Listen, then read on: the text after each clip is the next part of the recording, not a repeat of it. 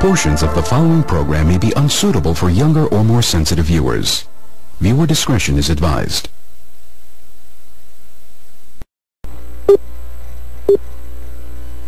Portions of the following program may be unsuitable for younger or more sensitive viewers. Viewer discretion is advised. Behind which he hides his true motives. Destroy the image, and you will break the enemy. The enemy has only images and illusions, behind which he hides his true motives. The mayor of this city, destroy the image, the police commissioner and you will of this break city, the enemy. And everybody in the white power structure of this city must take a responsibility for every city, the police commissioner of this city, and everybody in the white power Luther and structure I, of this city and everyone in must this take arena a tonight are unified by the responsibility same for everything. great American flag. We're proud of our country. We respect our flag. Luther and I, and everyone in this arena tonight are unified by the same great American values. We're proud of our country. We respect our flag. When somebody disrespects our flag, you say, get that son of off the field right now, out, he's fired. He's fired! You love to see one of these is when you use your power and influence to subject people into inferiority. Utterances can be raised. Look around, fired. They own this shit. Race is when you use your power and influence to subject people into inferiority. This building, can be raised. this school, this country, you, they own this shit. We're behind enemy lines, dog. They own this couch you sitting on, the shoes you got on your feet, this building, this school, this country, you. We're behind enemy lines, dog. Definitely was not first of all, remember, black people in the end was not to be made their right, but black people in mind. And this country was they died for. Hey, definitely was not a plan going back there. But black people in the end began to demand their right and an equal share in this country which they died for. Good news, the chariot is coming. Hey, while you sit here today, knowing that you have come to hear good news, you must realize in advance in the church when you sing the song, good news, bad news, the chariot is coming. While you sit here today, knowing that you have come to hear good news, you must realize in advance. They say, oh, things are getting so much better for you. In 1849, they were hitting blacks on the head 100 times a day. In 1990, they hit them 48 times a day. Isn't it better?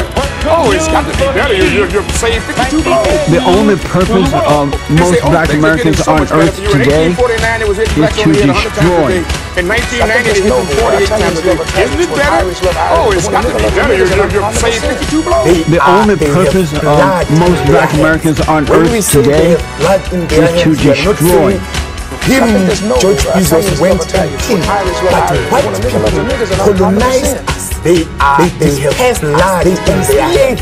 When we say they sucked our economic right, him, George Jesus went into gain. That's why white people colonized us.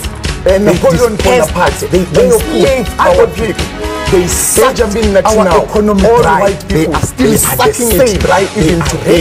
That's why people Tony Blair, George Bush, and Napoleon Bonaparte. You have many questions, though the process has altered your Benjamin consciousness. Netanyahu, You remain all white people, irrevocably they human. are the same. There goes some they of my are answers you will racist understand, and they are and some full of of them you will hate. not. Concurrently, while your first question you have many questions, though the process you may or may not realize this is also you remain irrevocably human. Ergo, some of my answers you will understand. Our world is coming crumbling down. Concurrently, while your first question may be the You most got to understand that white America has an uncanny way of making the victim the victimizer. Excuse me, master, for putting my head in the way of your club. Not that your club is brutalizing my head with hickeys on it. My head got in the way of your free swing and broke your shiny stick.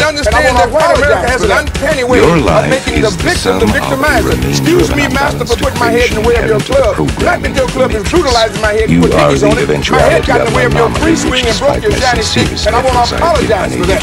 Your life is the sum or a remainder of an mathematical precision inherent to the programming of the matrix. While it remains a great eventuality of an anomaly which, despite its serious failings, I am unable to eliminate from what is otherwise, which has laid harmony, inexorable mathematical precision. Here, while it remains there are more connections in the human body than there are stars in the galaxy. We possess a gigantic network of information to which we have almost no access. Here, there are more connections in the human body than there are stars in the galaxy. We possess a gigantic network of information of one integral to which we have almost no the access. Next, in which case this is the 6th version. There are only two possible explanations. I prefer counting from the emergence of one integral anomaly to the emergence of the next, in which case this is the 6th version. As you are undoubtedly gathering, the anomaly is systemic, creating fluctuations in even the most simplistic equations.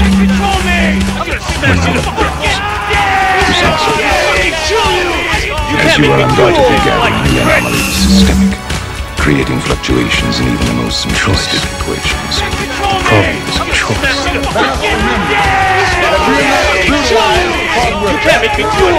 We're not brutalized because we're Methodists.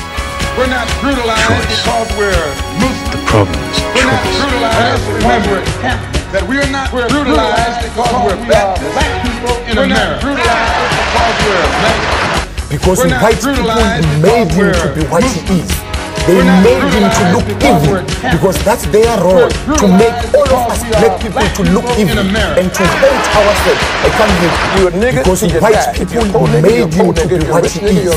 They made him to look evil because that's their role, to make all of us black people to look evil and to hate ourselves. I can't believe you a nigga. That is maddening to me, and I'm crying about it because it's crazy. So the Honorable Elijah Muhammad is teaching you and I and trying to tell the white man to get this powder keg out of his house.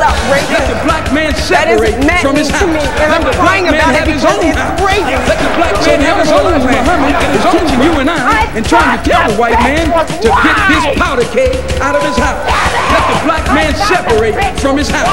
Let the black man have his own house. I think that white people are so guilty, knowing what they've done to black people, that they feel if the deeds were reversed, they would hate the black man if he had done the same thing to them. So it's actually, I think that white people are so guilty, knowing what they've done to black people, that they feel if you notice Uncle Sam deeds were reversed, they would all over the world if he had done the same thing. He calls it the ugly American or the American image. He thinks that everybody hates him. It's a guilt complex. And when they ask us, you think that hate, if you are worried about Uncle Sam has formed a habit, and they're all over the world. He calls it the ugly American or the American image. He thinks that everybody hates him. It's a guilt complex. Especially in light of what has been done to if you are worried about Europeans hating you. And they're your allies and your cousins. Well, naturally, it would follow for you to think that Negroes in this country would hate you, especially in light of what has been done to black people in this country by white people. Completely off the tape. The white ball dominates everything, right? Knocks the shit out the yellow ball, the red ball, right? And the game's over. When the white ball drives the black ball completely off the table. But you have to see that all of this is hypocrisy. Greg, I love Malcolm coming by today. Malcolm called me Sunday. And he said, I love you so much, Basin Street East. I don't even want to take a chance. He said, Brother Greg, you to be there. Coming by today. I said, well, I said, Malcolm's tonight, Sunday night at Basin Street East. And I said, I love you so much. And I said, but I had my wife. I don't even want to take a chance to Chicago at 8 o'clock this morning. Be there. So where you mean to Chicago? Well, and I had tonight, Sunday night. Way beneath my salary. Booked me into a car. But I had my wife 10 miles from the airport into Chicago at 8 o'clock this morning. There and speak this afternoon, and I'm gonna stay there until they tell me. I had way beneath my salary. It took me into a college about 10 miles from the airport. And I'm gonna call Adam Clayton Powell when I finish talking to you. Speak this afternoon, and I'm gonna stay there until they tell me you did today. You're not gonna let this government get two of us for the price of one.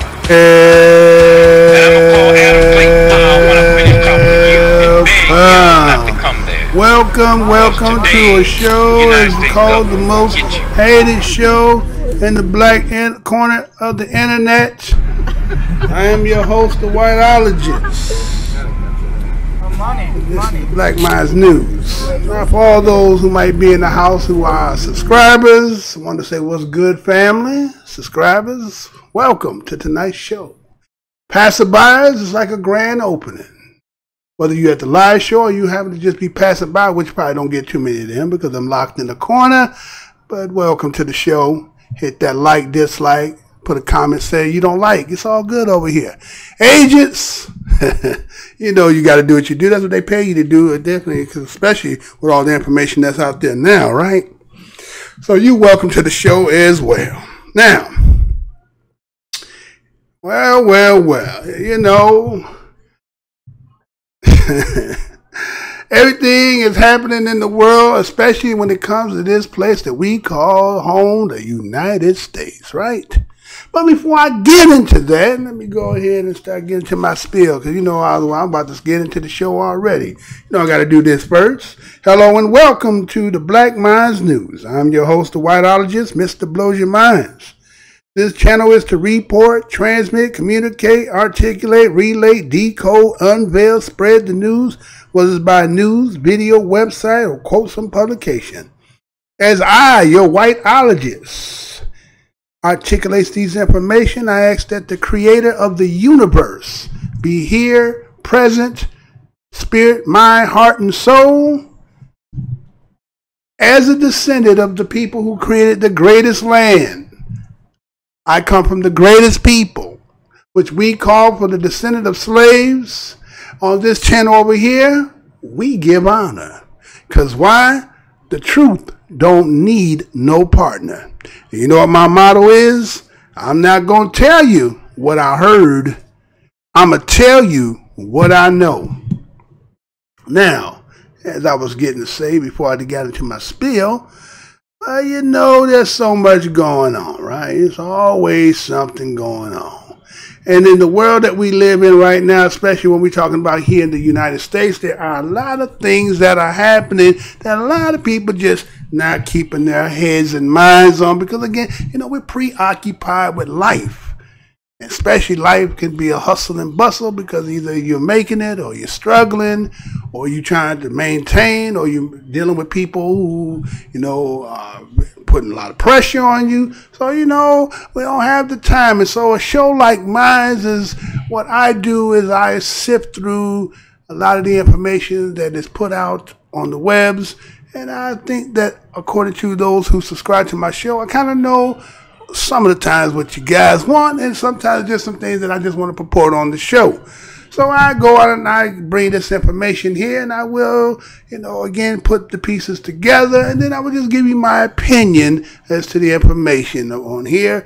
And I just present it so that you who hear it can also go back later. I give you the articles. You can do your own research to be further expansive on the understanding of it. But that's what we do over here on this channel here. All right, so let's get into this, what I'm talking about tonight. All right, so again, I told you what I do. I go around, I look, and I sip, and I read, right? So I see a lot of stuff, right? So, you know, this being the season to be broke. You know, I talked about that before. You know, Thanksgiving doesn't pass, right? And then it goes into Black Friday, and then people are in preparation, getting ready for the December and celebration of whatever the December 25th is really about, right? So, but again, sometimes situations come when there is like playing Monopoly, right? You ever get the card in Monopoly when it says, you get the community chest card, and the card says a bank error in your favor. You get that card, the bank favor in, you get $25 because the bank had an error, but it was in your favor.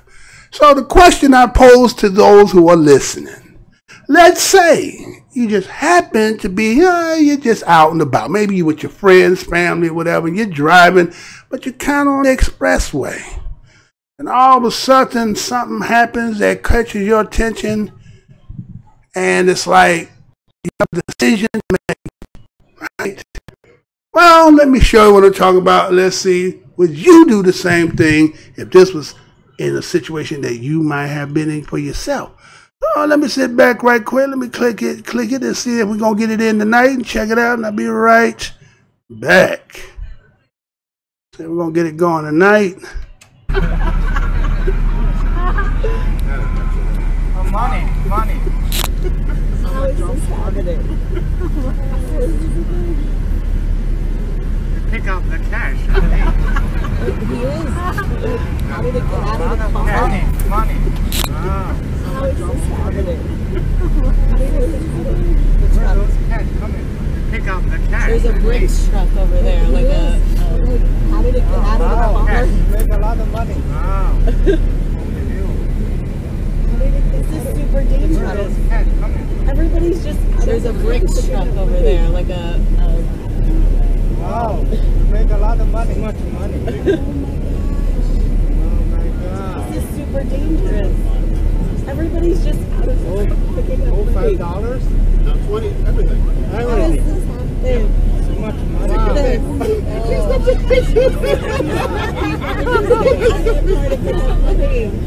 That's funny. $5? No, 20, everything. Everything. Look at this.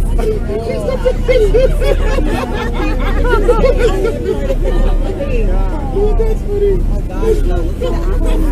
Oh, okay. There's an accident. Wow, unbelievable. The airbags are destroyed. Are the people out of the car picking up money? Though, look at the accident. Wow. Oh my God. Wow. So much is These people are helping. Are the people out of the car picking up money? Wow. Oh my God. These people are helping. Hey NBC News viewers, thanks for checking out our YouTube channel. Subscribe by clicking on that button down here and click on any of the videos over here to watch the latest interviews, show highlights. Hey NBC News viewers, thanks for checking out our YouTube channel. Subscribe by clicking on that button. There was a situation right there, right? It was a nice little situation. It was a downfall, right? It was a little windfall of the back door of a Brinks truck open. And the driver was driving and didn't know that his door was open. Didn't close it all the way. And guess what happened? A bank error in the favor of those who was willing to go out on the expressway and take the chance of either getting hit by a car, having your car destroyed for the love of some money. Well, you would say if you was in that situation, you probably would have went out there too, depending, right? But as you know, on this show here, The Black Minds, we done had maybe last week or so, we had a topic where, or a clip that talked about where some brothers and sisters had went to a bank and withdraw some money from the bank, and then what came out of the bank, instead of them giving tens, they was giving hundreds for every $10 that they drew.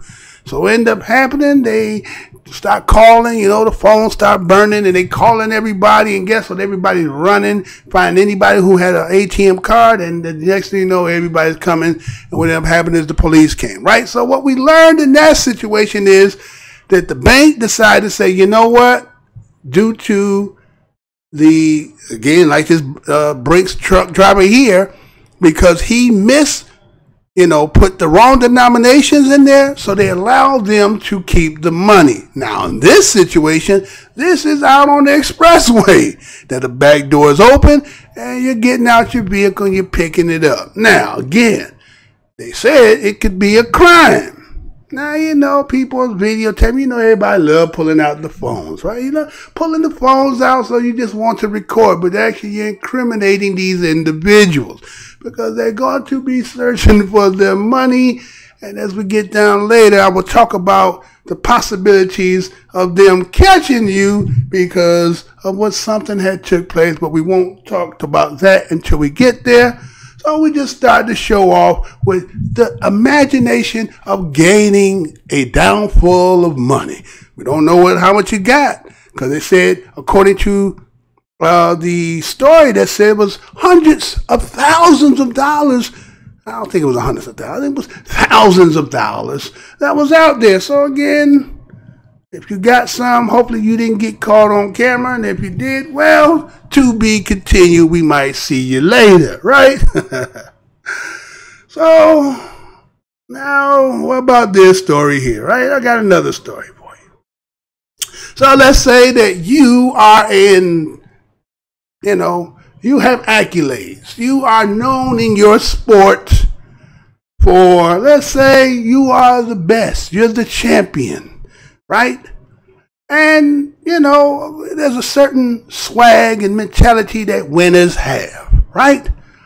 And, being competitive when people are competitive, that's what we do. We compete at a level, mano a mano, you against me, my skill against your skill. Best man win, right? So, athletes and people who are very competitive can, depending on, this day and age, everybody a little soft and molly kind of, right? But in the old days, like Michelle, when we were doing what we were doing, there's a lot of, shit talking out on there, right? So you get out there, you're talking all that, so okay, so it's over, okay, it's part of the competition, shake your hand, you're going about your business, right?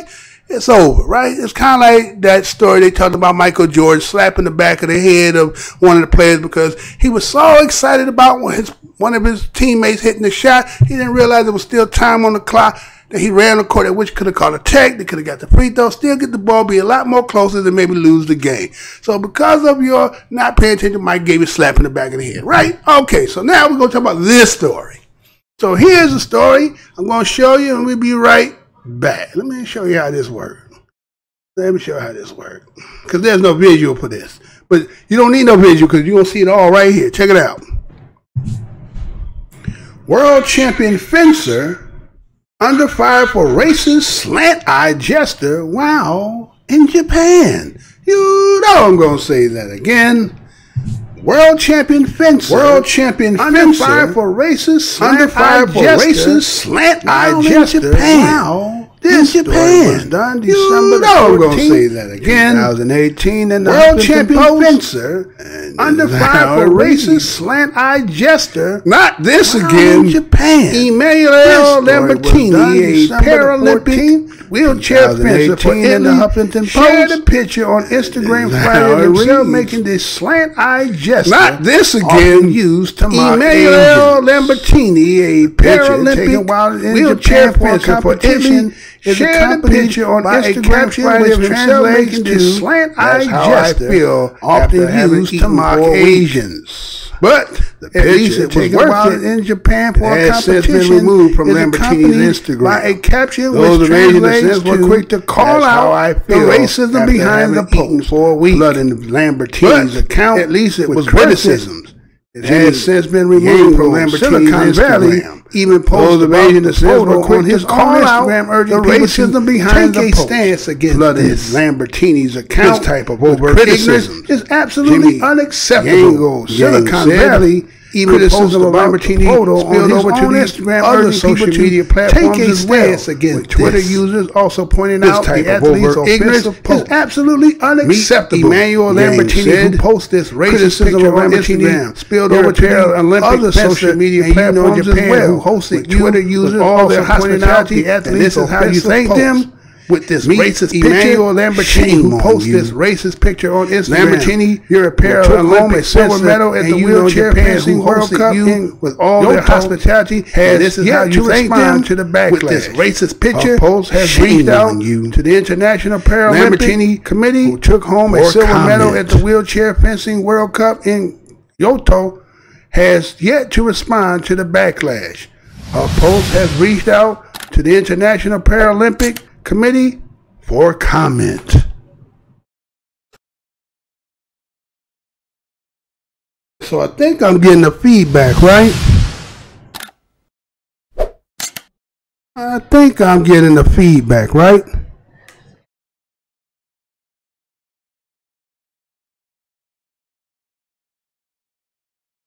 Okay, so hold on a second here.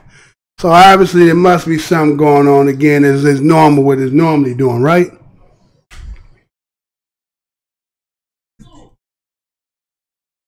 What's going on here? So like I got a double feed. Could anybody tell me that you're getting a double feed in the background? Because is it a double feed? Because that's what it sounds like, right? Sound like I'm getting the double feed. All right, so again, I'm not sure, so let me see in the audience right quick. You know, there's always something going on here because, again, this is the most hated show on the black corner of the internet. Reverb going on? Okay, yeah, so that means is it still doing it right now? Again, that's them. That's them doing all kinds of stuff. See, they have to, see what they trying to do is anything that I do, you want to always make it seem like there's something going on when I have plethora of videos that I do every night. But this is what they do, right? Right, so that's them doing that. Okay. As usual, you know how the haters got to be. The haters got to do what they do because, again, the truth ain't never been in them. Right? So you don't want to do, so you're going to try to make it seem like, oh, there's some feedback coming from where? The feedback wouldn't be coming from here, so it has to be you intervening as usual. Again, that's what they do, right? So you're still hearing the feedback, right?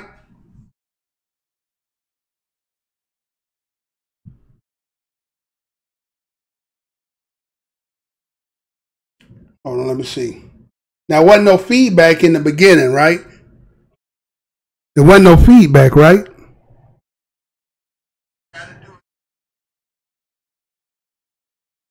All right, so am I back to normal or is it still feedback?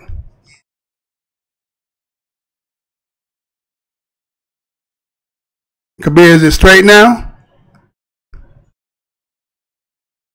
Is it still feedback?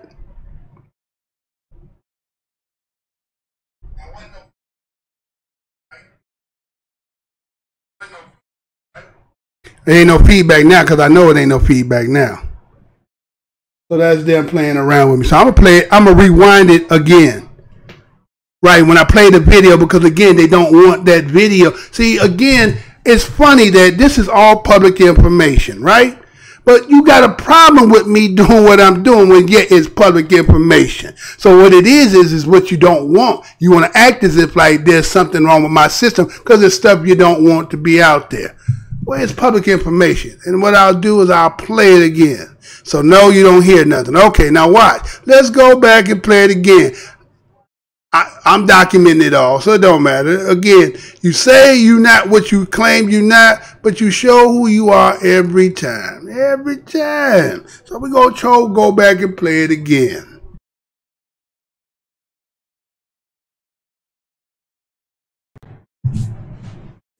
World champion fencer under fire for racist slant-eyed jester while in Japan.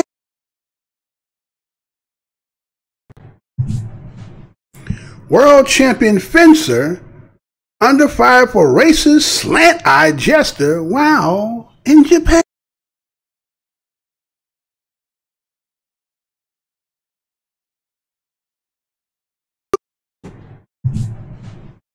World champion fencer under fire for racist slant-eyed jester while in Japan. You know I'm going to say that again.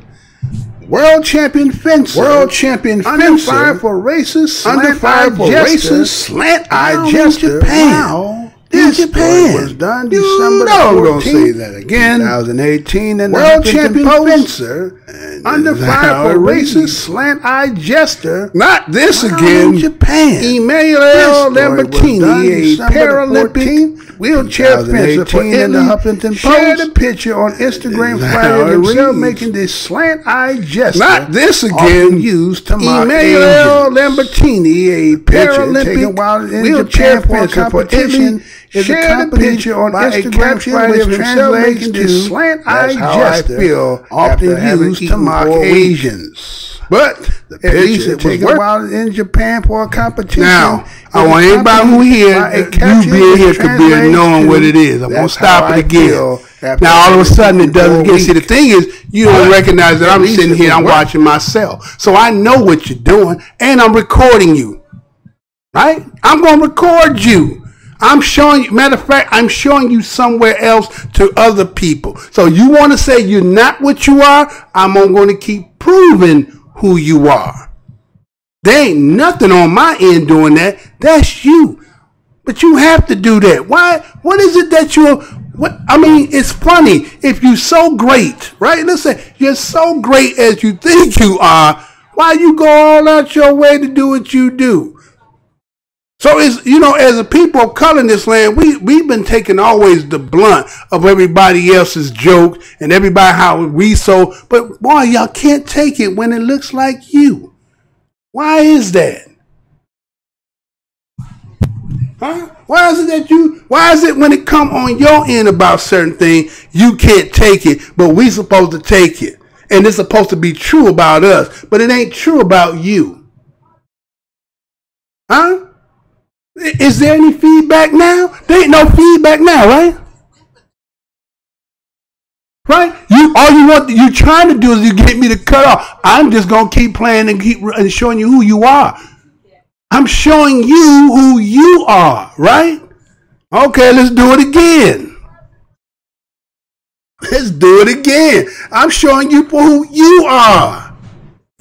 World champion fencer under fire for racist slant-eyed jester while in Japan. You know I'm going to say that again.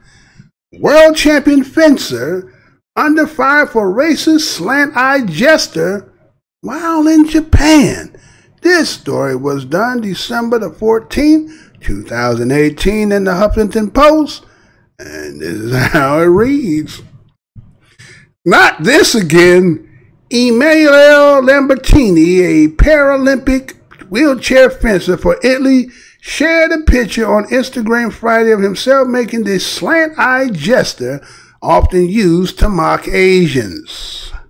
The picture, taken while in Japan for a competition, is accompanied by a caption which translates to, "That's how I feel after having eaten for a week." But at least it was worth it. It has since been removed from Lambertini's Instagram. Those of Asian descent were quick to call out the racism behind the post, flooding Lambertini's account with criticisms.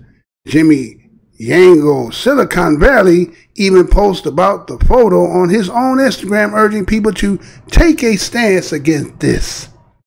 This type of overt ignorance is absolutely unacceptable, Yang said. Criticism of Lambertini spilled over to the other social media platforms as well, with Twitter users also pointing out the athlete's offensive post. Meet Emanuele Lambertini, who posts this racist picture on Instagram. You're a Paralympic fencer and you know Japan, who hosted you with all their hospitality, and this is how you thank them with this racist picture? Shame on you. Lambertini, who took home a silver medal at the Wheelchair Fencing World Cup in Kyoto, has yet to respond to the backlash. Her post has reached out to the International Paralympic Committee for comment.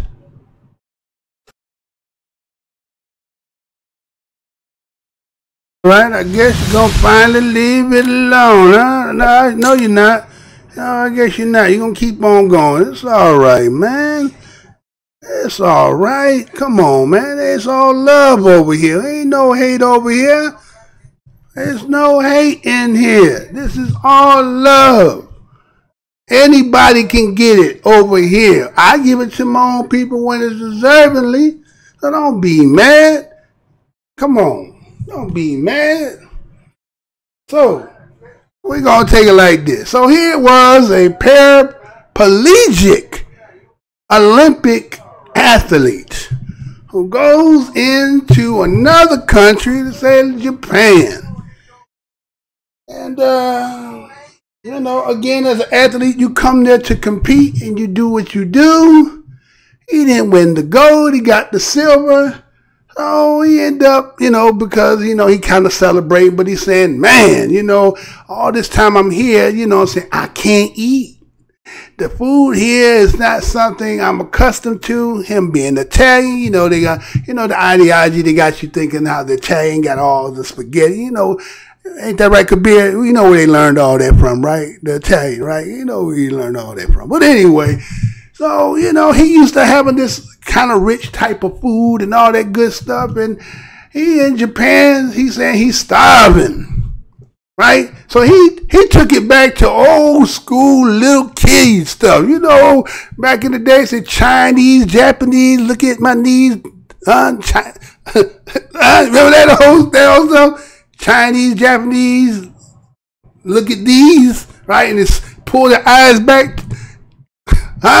And he, not that he in his country, he in their country doing that. So, I mean, the mitigated goal that it is for somebody to just be like, you know what I'm saying? And, you know, the funny part is, now, again, we don't make light fun of the person that he's a paraplegic. Now, he's in a wheelchair, but he still got the tendency to be like, it is what it is. Take it or leave it alone. Hey, how you like this? You know what I'm saying? Man, just pulling his eyes back, like, take it like it is, right? So, okay, made news and hit the Instagram, and people just like, it's kind of hard to really, you know, they really want to give it to him, but they're like, man, dude, you in a wheelchair, you still, you know, so, sometimes it's what it is, man. It's the core of their being, and so, it is what it is, right? So that was that story that broke on that, right?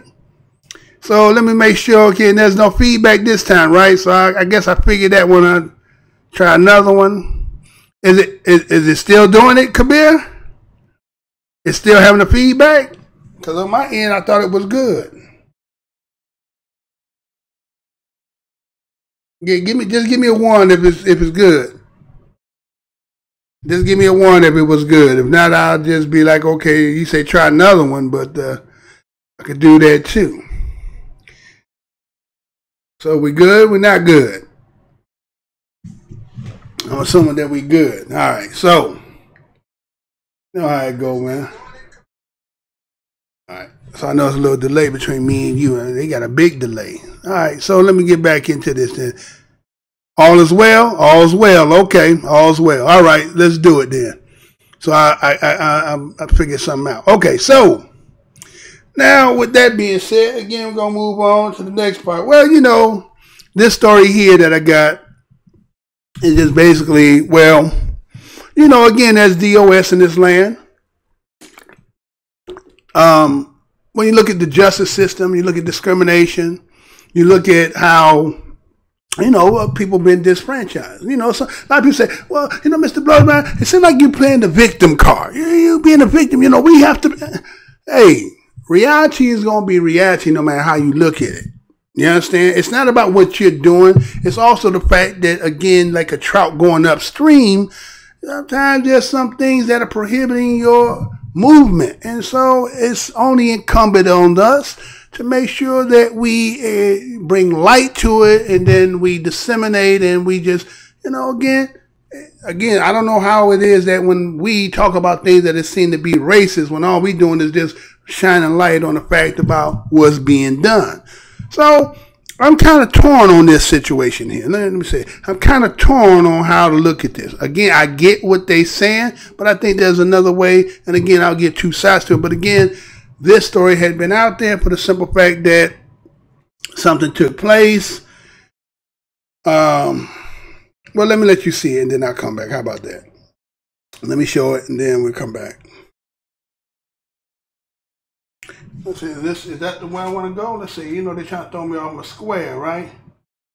As a matter of fact, I take that back. This the one I just spoken there will be after this. But this one here, again, we're going to go on the same thing, okay? Remember we just seen the they call it Paralympian champion, went into Japan, did the slanted eyes, right? You know, you do that, you know, you making fun of them, and then they reacted to it. So again, now look at this one here. Again, on the same thing, right? People acting as if like when they do things, they don't know what they doing, and then the whole thing is, well, you know how it go when that happens. People try to act like they don't know, but we gonna show it for what it is. Hold on one second, make sure I set it up correctly. And maybe that's what it is too. I was doing it the other way too, wasn't I? Huh? Maybe that's what that is. Huh? Maybe that's what it was. Huh? They're trying to throw me off my square little taste. I'm built for that. Let's go. So here it goes. Let me try to play this, and then we'll be right back.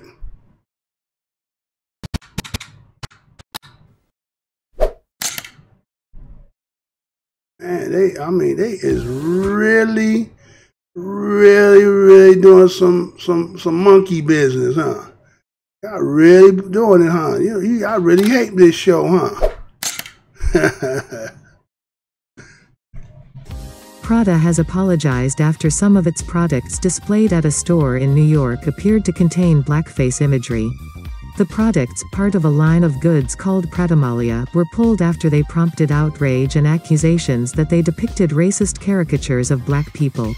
Prada said in a statement that it had not intended the products, some of which seemed to resemble black monkeys with outsized red lips, to have any reference to the real world or blackface imagery. The Pradamalia are fantasy charms composed of elements of the Prada oeuvre. They are imaginary creatures not intended to have any reference to the real world and certainly not blackface. Prada Group never had the intention of offending anyone, and we abhor all forms of racism and racist imagery, the firm said. New York-based civil rights attorney Shinyari Easy had seen the products at the Prada store in Manhattan's Soho.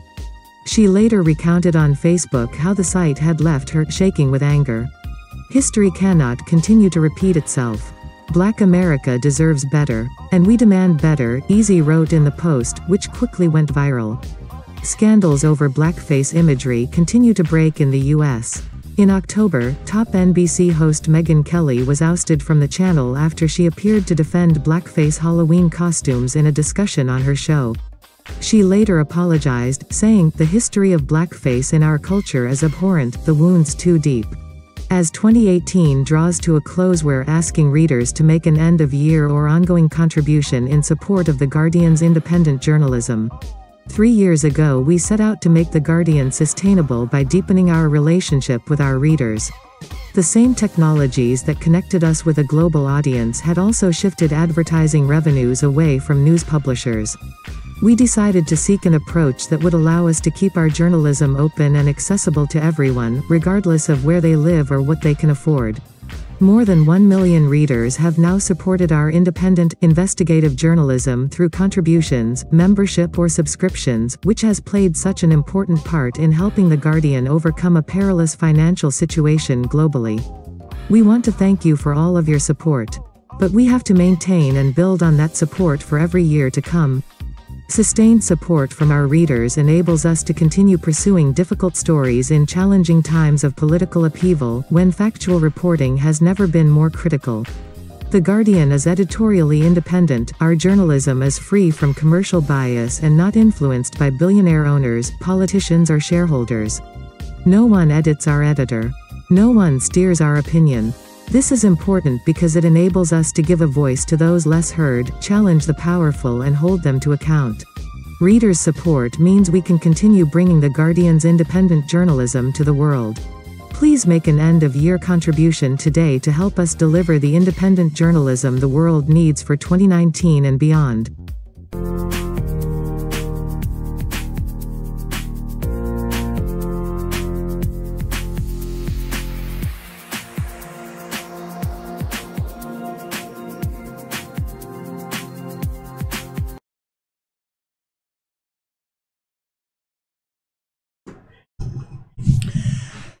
Prada pulls product after accusations of blackface imagery. You know I'm going to say that again.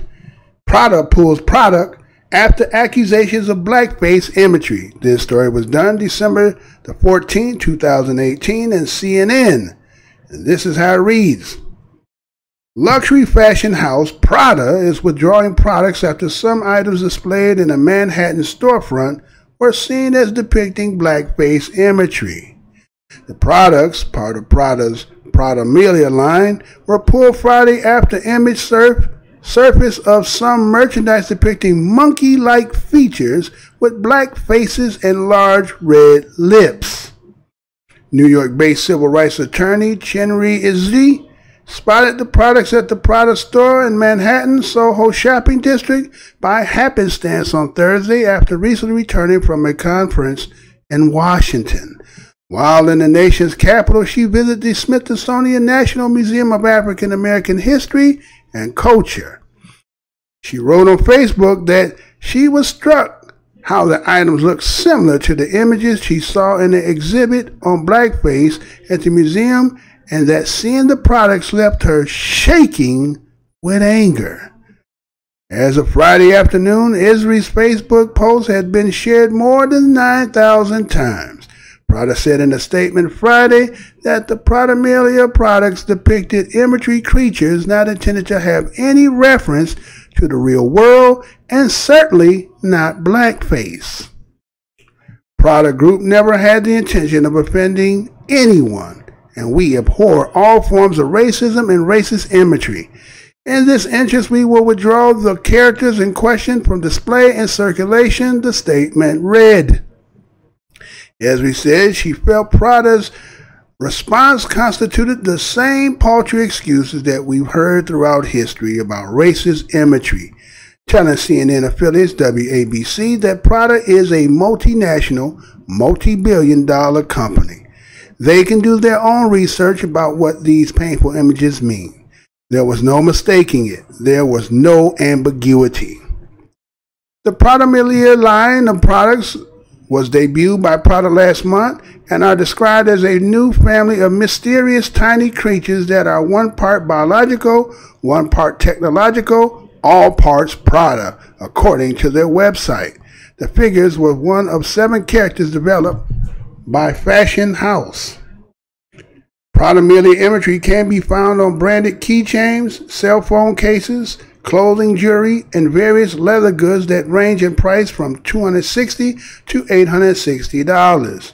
Another Italian luxury house also faced controversy recently for offensive videos and private Instagram messages, allegedly sent by Dolce & Gabbana co-founder Stephanie Gabbana.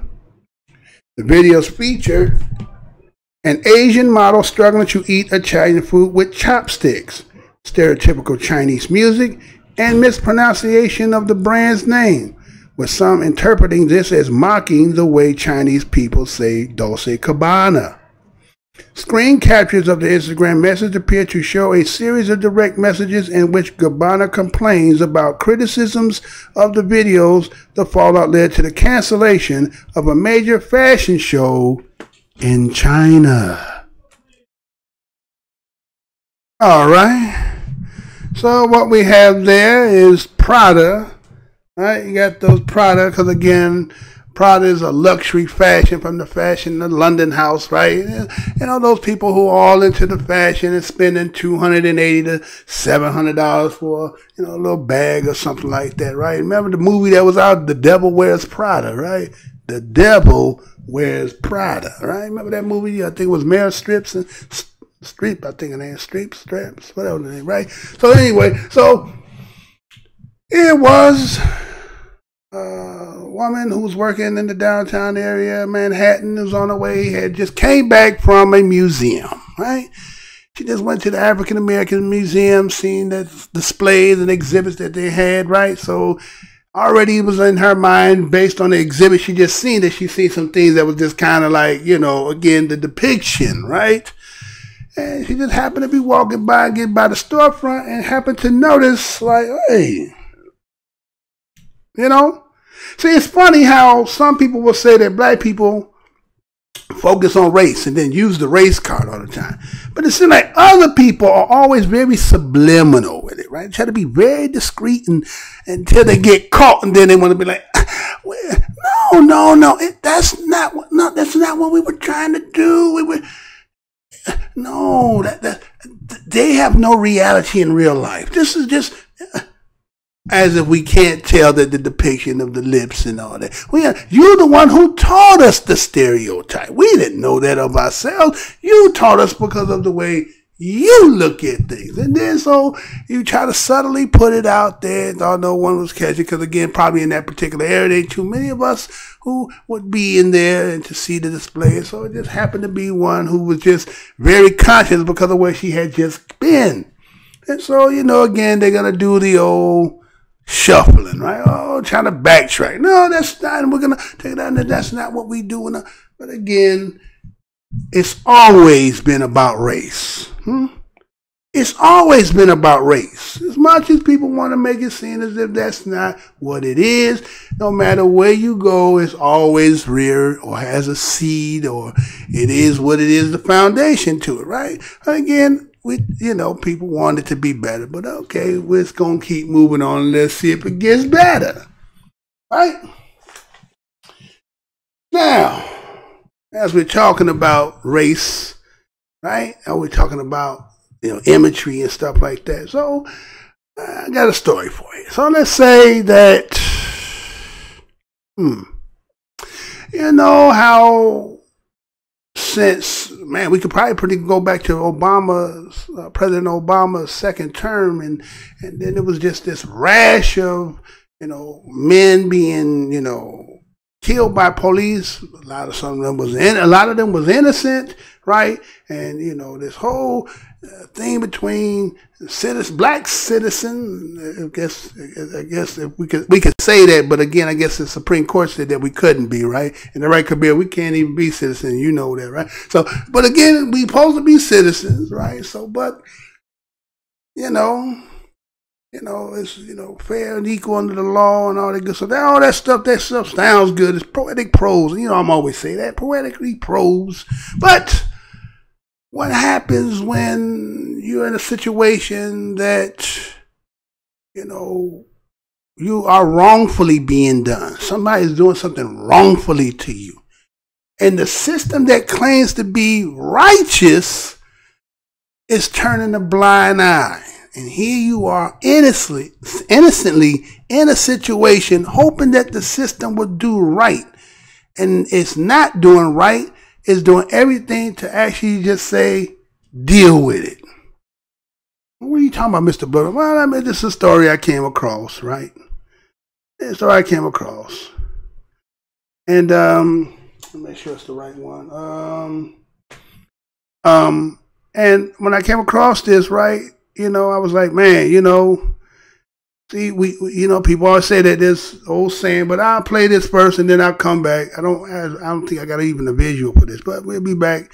Check this out. I think I got rid of that whatchamacall, so let's move. Hopefully they don't come back with the whatchamacall. Let's see. Looks like it's kind of delaying right now. Can we get back to the show? There we go. Dwayne Wade, Gabriel Union, Ben Crump support black high school student expelled for swearing at disrespectful coach. I'm going to say that again. Dwayne Wade, Gabriel Union, Ben Crump support black high school student expelled for swearing at disrespectful coach.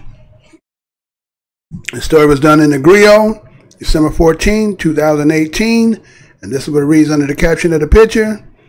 Cyrus Nance isn't just another black youth to get expelled from his high school. He has an NBA star, Hollywood actress, and nationally known civil rights attorney on his side. Here, Anthony Ben Crump, Nance's mother, Angela Cross, and Nance give their statements to the press. A black 18-year-old high school basketball player who was expelled from school following a profane shouting match instigated by a disrespectful coach has filed a civil rights lawsuit and is getting help from an unexpected source. Dwayne Wade and Gabriel Union. Cypress Nance was a senior at the American Heritage School in Plantation, Florida, and was a member of the school's boys basketball team when was expelled last month following an incident with Greg Paras, the school's girls hoops coach. Nance and a few of his teammates were practicing shots in the gym during a break in the girls' practice when Paras confronted them and demanded that they leave. He is alleged to have warned the boys to respect your fucking elders. Nance responded back with a few choice words of his own and was expelled from the school the next day. Little did the school know that Nance had the support of the Hollywood heavy hitters, Dwayne Wade and Gabriel Union, at his side. Nance is a close friend to Wade's son, Zaire, and Wade's nephew, Devon Morris. So the couple introduced Nance's mother, Angela Cross, to prominent civil rights attorney Benjamin Crump.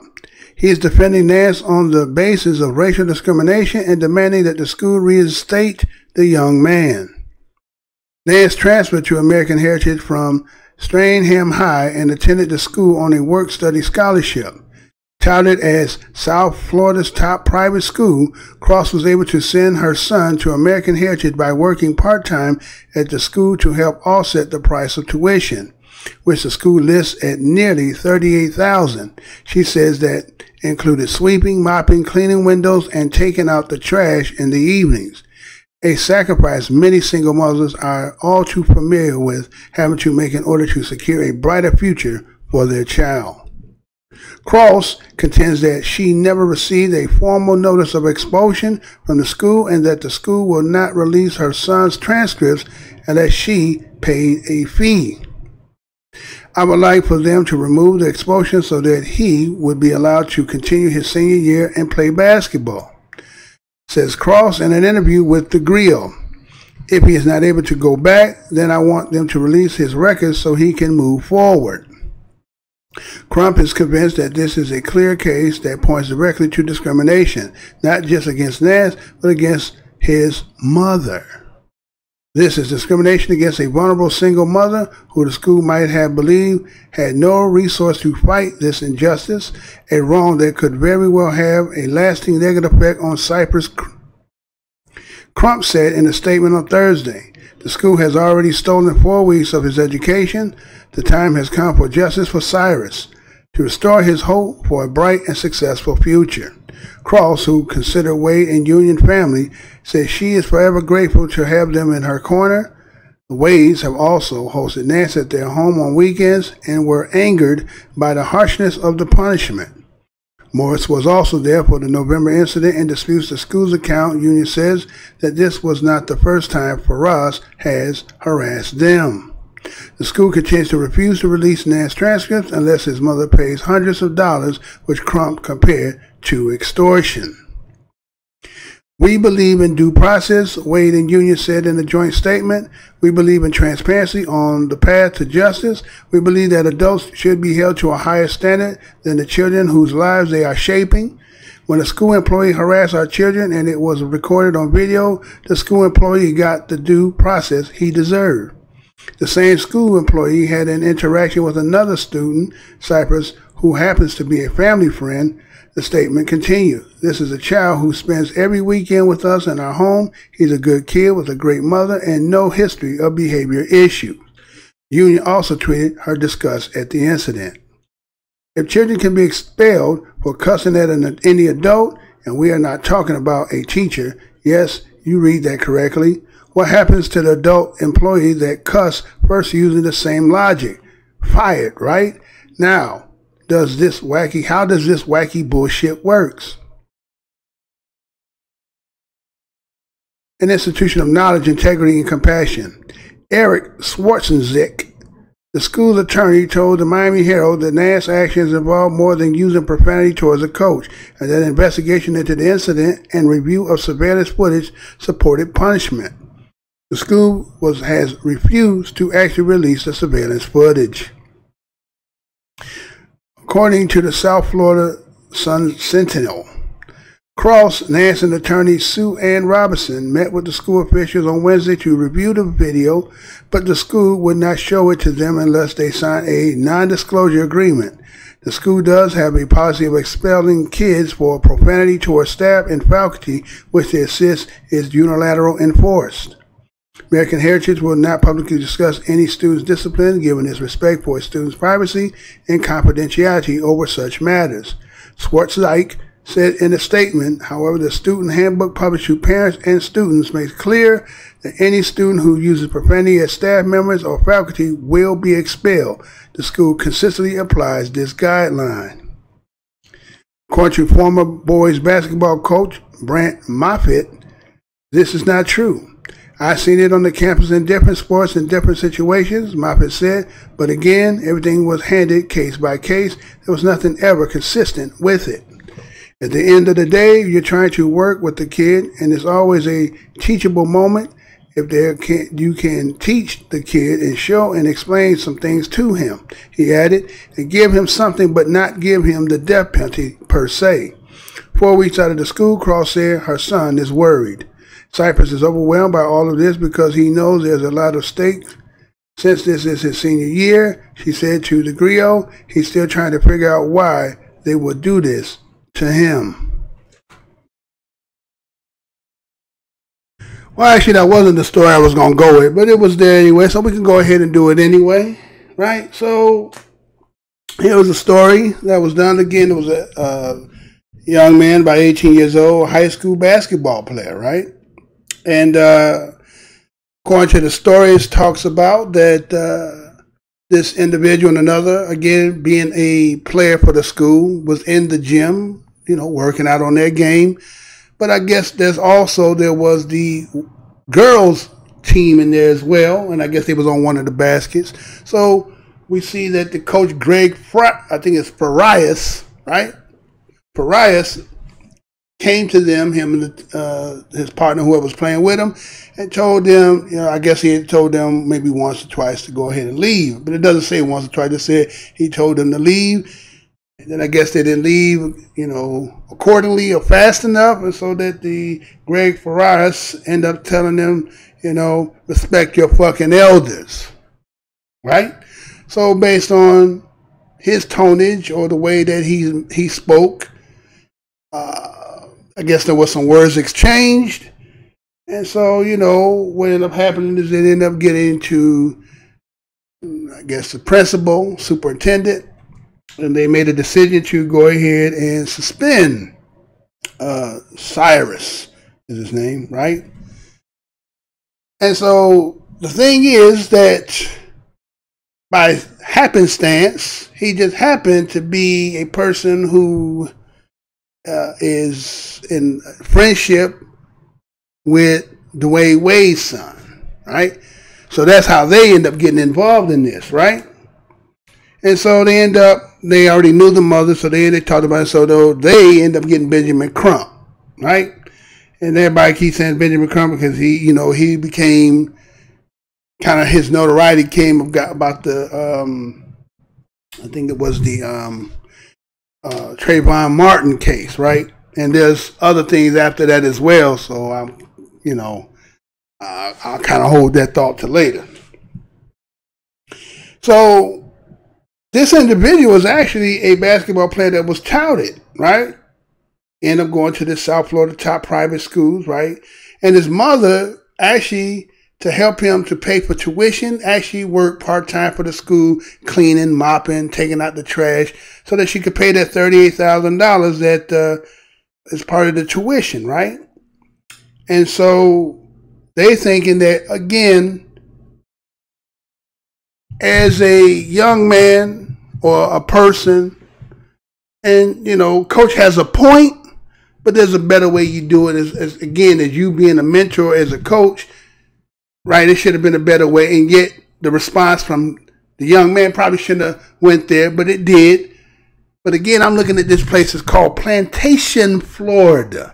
The Everglades. You do a little history on that Plantation, Florida, again, because they end up draining the swamp of the Everglades and then changing the Everglades, and they had some, big plans to make some rice there, but that never fruition, and then they tried to do some other things that never did. So I'm just saying, well, maybe the population there, because again, it's a small population. I think it's only about maybe 82,000 people in that whole, because that's down in Broward, if I'm not mistaken, that's Broward County. And we've been hearing a lot about Broward during to the election, right? Which, so here's the same area. And matter of fact, some of the people that I know that come out of there is like, you got Chad Johnson, Ocho Cinco come from there, right? Ronnie Brown, Ty Law, and Tentacion is also from that same area, right? And we see the kind of, if you think about some of the attitudes of the men that I just talked about, right?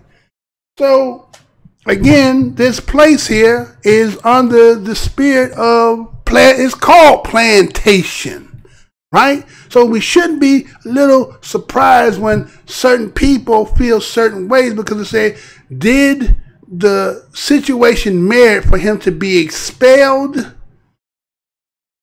Maybe. Okay, just say he's suspended, right? You got to suspend him. But basically to ruin him, right?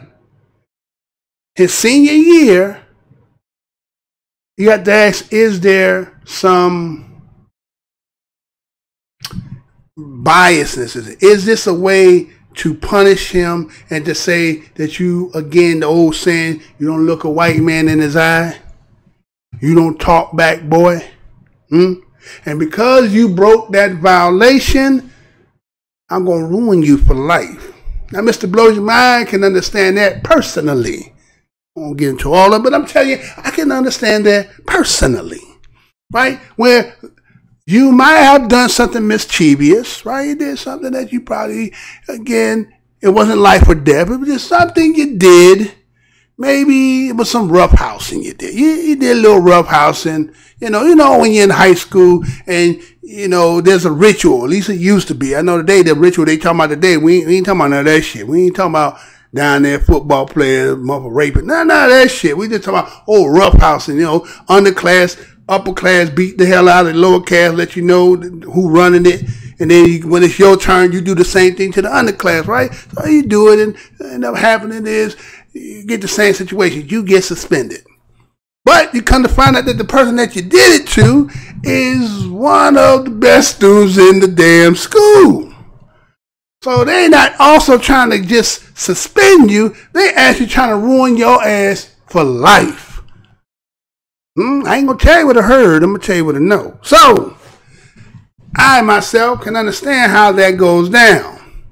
So I'm looking at this as, yes, somebody's going way out their way to destroy you because, again, I relate that very well because, again, I see the potential that you was as a basketball player. You was touted. Normally, there's always some leniency, but then if that element is there, it has nothing to do with your talent. It has nothing to do with how good you are in that special privilege that most get, not all, most get.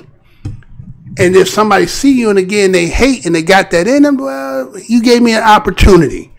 Well, I'm going to show you. Well, just because he just happened to have known some people that had some notoriety and popularity, it makes it a little bit, brought some light to it. But again, they playing hardball because again, they said they got a video. Now they only doing hearsay. They saying we have a video. We can prove what took place between what happened. They said, well, why don't you release it? Well, we ain't going to release it. Matter of fact, why don't she pay us the rest of the money before we do any of that?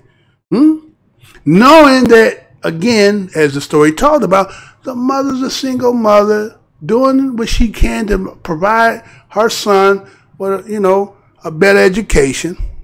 But again, as I always say, being around white folks don't make it a better education. They just got more funding. Right? You got more money, which means you can buy better books, have better quality teachers. Where public school system is a budget and you're getting what you can get.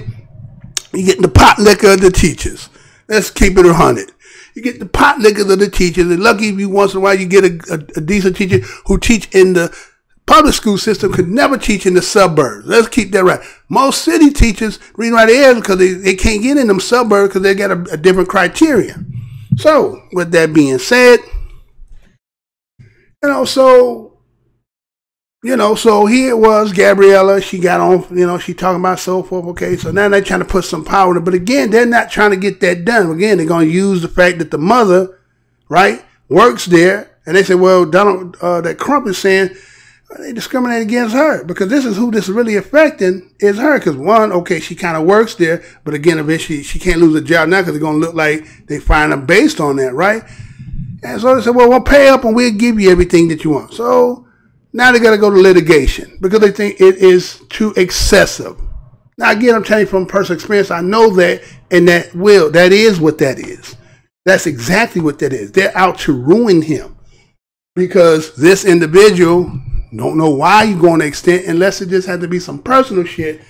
So again, this story will be continued because it's only in its beginning stages and it just came out, and so we'll be keeping an eye on it. Again, it's just something that always constantly keep happening. So we'll see. But again, that Crump cat, I'm just saying he ain't a winner. And if you look at his track record publicly, I don't know what he's doing in the private that they don't get in the news, but everything he got in that news, he don't be winning. I'm going to ask you, who put him there any damn way? But then moving on, right? Moving on. Now this is the one I want to do. I don't know how I got mixed up, but again, you know how the show started off in the beginning. You know, I do the kind of rock and get me going somewhere else before I get into the show. So tonight I'm just gonna let it do. So again, I gave you the scenario before, so we'll just play it and come back.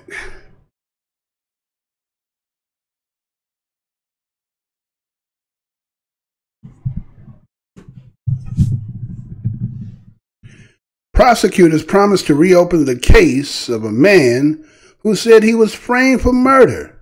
Now, that's not going to happen. You know I'm going to say that again. Prosecutors promised to reopen the case of a man who said he was framed for murder. Now, that's not going to happen. This was done December the 13th, 2018. From the BuzzFeed News, and this is how it reads. Prosecutors have rescinded a promise to reopen the case of a Chicago man who said he was framed for murder and is still waiting for the day in court he was promised 18 years ago. Roosevelt Miles, who was convicted of murder in 1996, has always maintained that he was set up by the man who arrested him, a Chicago police detective with a long history of misconduct. Miles has also maintained that his public defender failed to present evidence at his trial that would have exonerated him. 18 years ago, an Illinois appellate court granted him a hearing to argue he didn't receive an adequate defense, but the hearing never happened. His case was delayed more than 70 times, due in part to a public defender who admits that she did no work on the matter for years, and prosecutors and a judge who also seemingly did nothing to move the case along. More than a year ago, after BuzzFeed News wrote about the delays, the Cook County State's Attorney Office announced that its Conviction Integrity Unit would review Miles' case. But now the office post-conviction unit is arguing that Miles should not have his day in court after all, relying mostly on legal technicalities. Prosecutors are trying to dismiss his petition entirely. Meanwhile, a key witness against Miles at his 1996 trial has offered a sworn statement that a detective pressured her into identifying Miles, even though she had previously told the detectives Miles wasn't the killer. State's attorney reversal is a punch to the gut, said Jennifer Bojines, Miles' attorney of the state's attorney reversal. Miles' case, Bojines says, is a study in how broken the system is at every level, from the defense side to the judiciary to the prosecution, to law enforcement, and in epic proportions. The process has failed him on every level. It's just fucking tragic. His case was investigated by officers working out of what was known then as Area 5, which covers swath of the city's north and west sides. BuzzFeed News has chronicled allegations by more than 50 people who claim officers working out of the Area 5 framed them for murders they didn't commit. 9 of those people have since been exonerated. When BuzzFeed News asked the state's attorney office why the Conviction Integrity Unit was no longer investigating Miles' case, a spokesperson pointed to policies on the webpage which states that the unit cannot investigate cases in which defendants are also appealing the conviction through a post-conviction petition. Bojines says she met with the head of the Conviction Integrity Unit, Mark Rotert, last January and agreed to hold off on pursuing a post-conviction petition which Rotert unit investigated. But after 5 months have passed and there seems to be no action, she proceeded. Miles' legal journey began in November 1992 when 16-year-old Shaharian Brandon was gunned down. According to the first police report taken at the scene, Brandon and his girlfriend, Octavius Morris, left her home around 2:45 a.m. and planned to go to a nearby restaurant. 2 young men, whom Morris described to officers as in their late teens, approached Brandon, yelling, "This is a stick-up," before firing the fatal shots. On the night of the crime, Morris told officers on the scene that gangs tensions ran high in her neighborhood. That made Brandon list in police reports as a member of the Four Corner Hustlers, vulnerable to violence from members of rival gangs. His uncle told police that earlier the same day, Brandon had said he feared visiting his new girlfriend at her home because her ex-boyfriend had shot at him. Records provided by the Chicago Police Department don't show that officers followed up on those leads anyway. Instead, police arrest Miles, who said he was out getting cigarettes a few blocks away. Moments after the shooting, they placed him in the back of a police cruiser and brought him to Morris for identification. She told the police that he was not the shooter. Yet, as days passed, rather than two teens offenders, she changed her story to say that Miles, who was 28 at the time, was the shooter. She later testified that she didn't identify Miles earlier because she was afraid, but she never specified of what. Now, 26 years after the crime, Morris, 41, alleged in a sworn statement that she lied about Miles because the cops were pressuring her to do so. A detective she has identified as Anthony Wojcik aggressively kept insisting that to me, that Blue, the nickname by which she knew Miles, was the person who shot my friend. No matter how many times I told him Blue was not the person I saw, he insisted it was Blue. She later says in a statement that the detectives was not going to leave me alone until I implicated Blue. I was young and scared and traumatized, so I eventually went along with the officer's demands. Even after that, I tried to tell people that Blue was not the person, but no one would listen. She notes that she knew Miles and would have recognized him if he had been the one to shoot at her boyfriend. In a sworn statement, she also claimed officers piled another witness with drugs to say it was Blue, even though she was not there when the shooting happened. Morris' affidavits isn't the first time she has recanted her identification of Miles. In 1994, 2 years after the shooting, she told an investigator that police pressured her into making the identification. She also claimed she told police the shooters were light-skinned. Miles is dark-complexioned. Wojcik has been accused by more than a dozen defendants, all of whom were found guilty of beating them into false confessions. Miles claimed Wojcik beat him with a flashlight and phone book during his interrogation. Over the course of his career, Wojcik accumulated 41 civilian complaints, though only 3 resulted in some form of discipline. In 2014, Wojcik, who had ascended the ranks of a police department, signed off on reports in which his subordinates lied about the high-profile police shooting of Laquan McDonald. A lawsuit filed by the Chicago Police Office of Inspector General described Wojcik as playing a significant role in the police department response to the shooting. The officer who fired that fatal shot, Jason Van Dyke, was convicted of second-degree murder earlier this year. 3 officers accused of lying in the report in order to justify the shooting are currently on trial for the conspiracy to cover up the crime. Wojcik was not charged. A message Wojcik delivered this week through his former attorney wasn't returned. Attorney Darren O'Brien told BuzzFeed News last year that Wojcik has never done anything improper while investigating any CPD matters. In a written court filing, Assistant Attorney Tom Dombrowski brushed aside Wojcik's complaint history.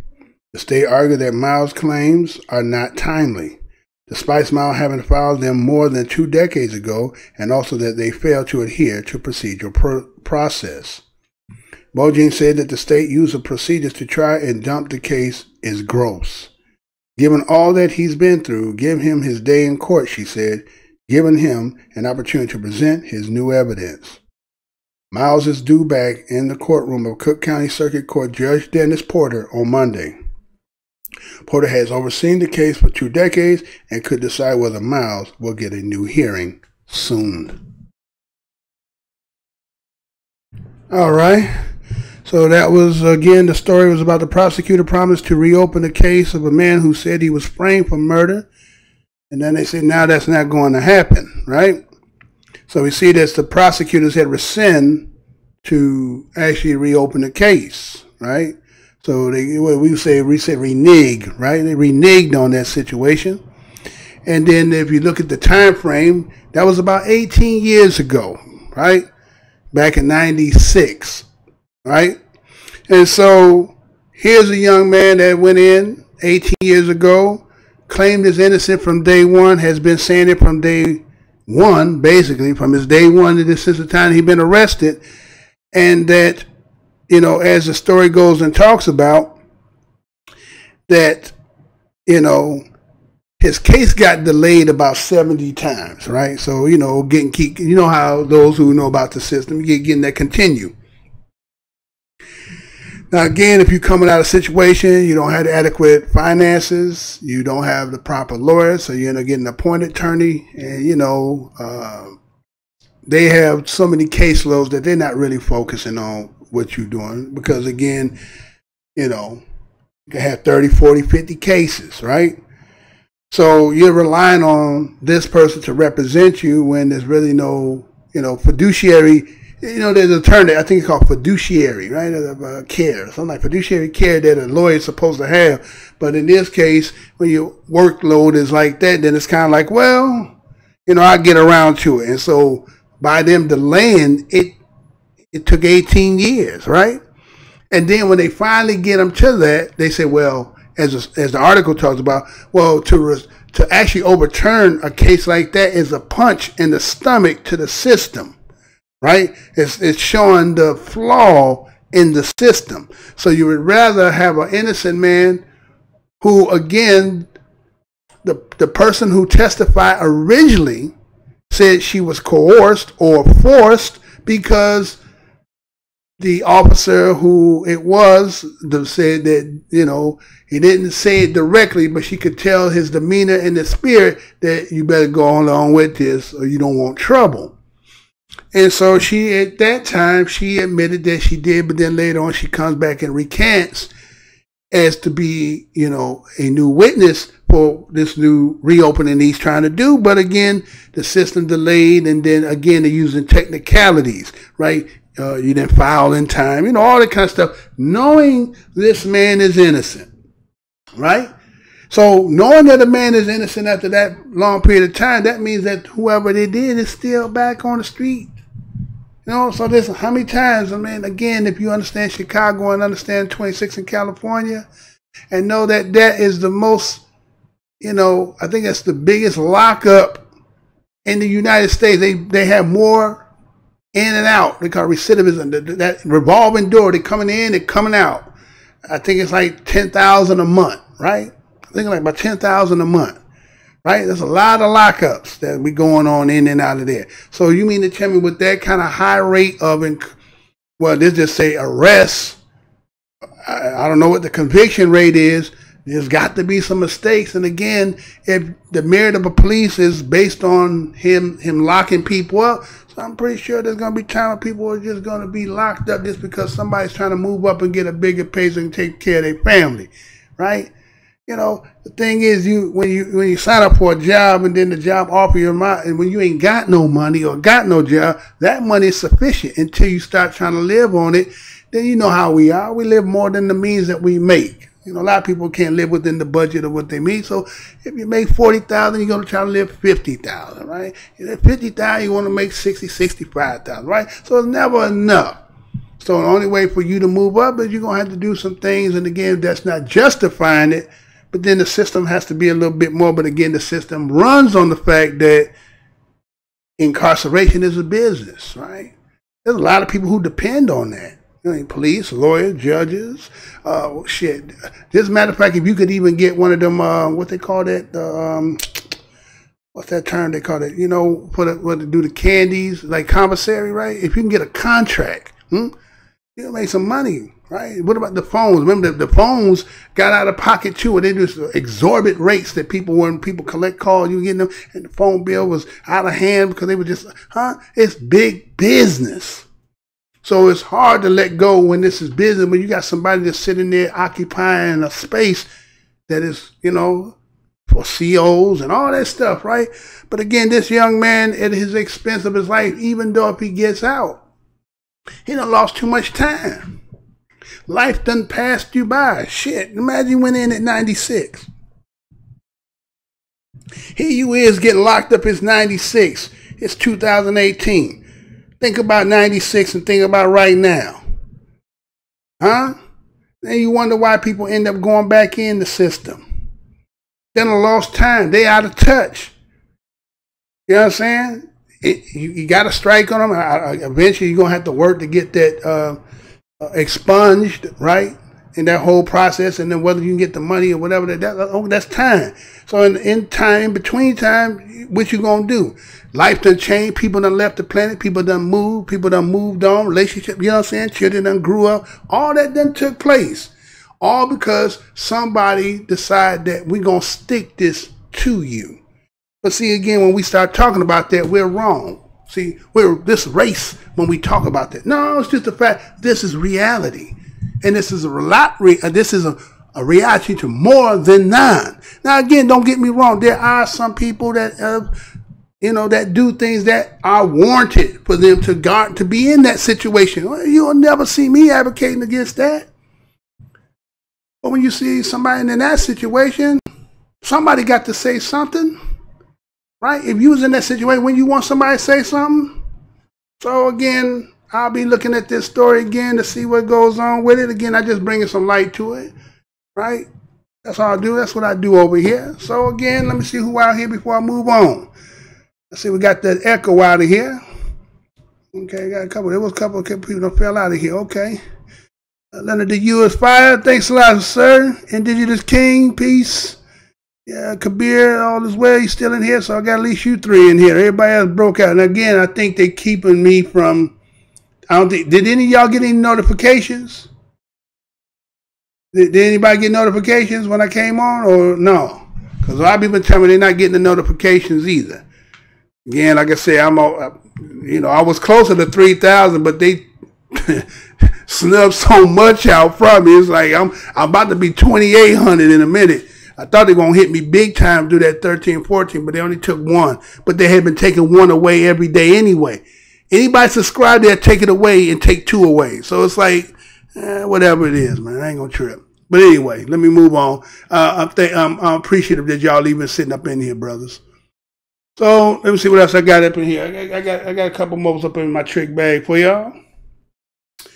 Well, what about this one here? Now, again, as we're talking about, like, okay, you have the situations like this. Now, there was some legislation. Well, I ain't going to say legislation. We're going to say executive order was done, right? And this executive order, there was a lot of people who looked at this. This might be a great thing since sliced bread. And there's some people I seen talking about it was like, well, based on what Kanye did, see, this is what we're talking about. And I guess you could, you're a little happy. Well, maybe you might be premature about it. Maybe you might be jumping the gun a little bit too much. Well, let me show y'all what it is before I get into it. Make sure I get the right one, because last time I kind of said some of this, sent you the other way. So I'm going to make sure this time. Okay, I got these. Okay, I got it right. So this is what took place, and then, I'll give you the article behind it, right? And so check this out, and I'll be right back.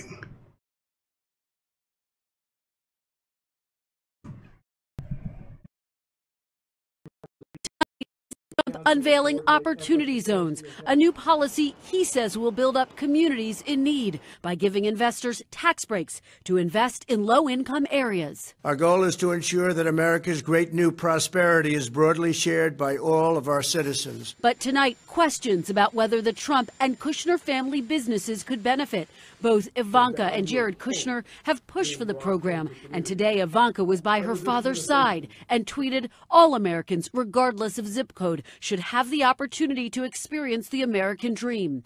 At issue, the Kushner family already owns real estate on the Jersey Shore, but spent an extra $13 million in Long Branch after the area was deemed an opportunity zone. Kushner has projects in other opportunity zones, including Jersey City and Maryland, that could get a boost in value. And he set up a fund to make more investments in the plan, all raising the question, who really profits? We don't know yet what the Trumps or the Kushners or some of their friends would do, but we know they're in a position, given where many of their properties are, to stand to make a whole lot of money. Today, Ben Carson, the Secretary of Housing and Urban Development, defended the Trump family. The opportunity zones were chosen by the governors of the 50 states, the District of Columbia, and our 5 territories. Had nothing to do with Ivanka Trump or Jared or anybody else. Neither the Kushner Company nor the White House responded to requests for comment, but there are growing calls from lawmakers for oversight. Kristen Welker, NBC News, the White House. Hey, NBC News fans, thanks for checking out our YouTube channel. Subscribe by clicking on that button down here, and click on any of the videos over here to watch the latest interviews, show highlights, and digital exclusives. Thanks for watching.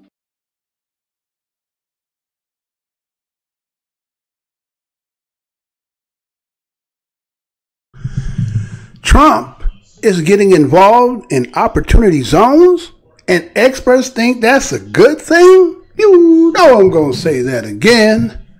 Trump is getting opportunity zones, and experts think that's a good thing? This story was done in the Biz Now, December 14, 2018. This is how it reads. Want to get a jump start on upcoming deals? Meet the major players at one of our upcoming national events. Opportunity zones have become the darling of real estate investors since their adoption last year, but the Still Under the Radar program is poised to receive a lot more attention and probably scrutiny after it was promoted in the Oval Office this week. President Donald Trump signing an executive order to push more federal resources into the Opportunity Zone program is a step in the right direction and could bolster the little-known tax incentive programs and the distressed communities that benefit from investments, experts say. I think investors in the marketplace are going to be excited that there are going to be a number of new federal benefits aligned to these zones, Develop founder Steve Glickman said.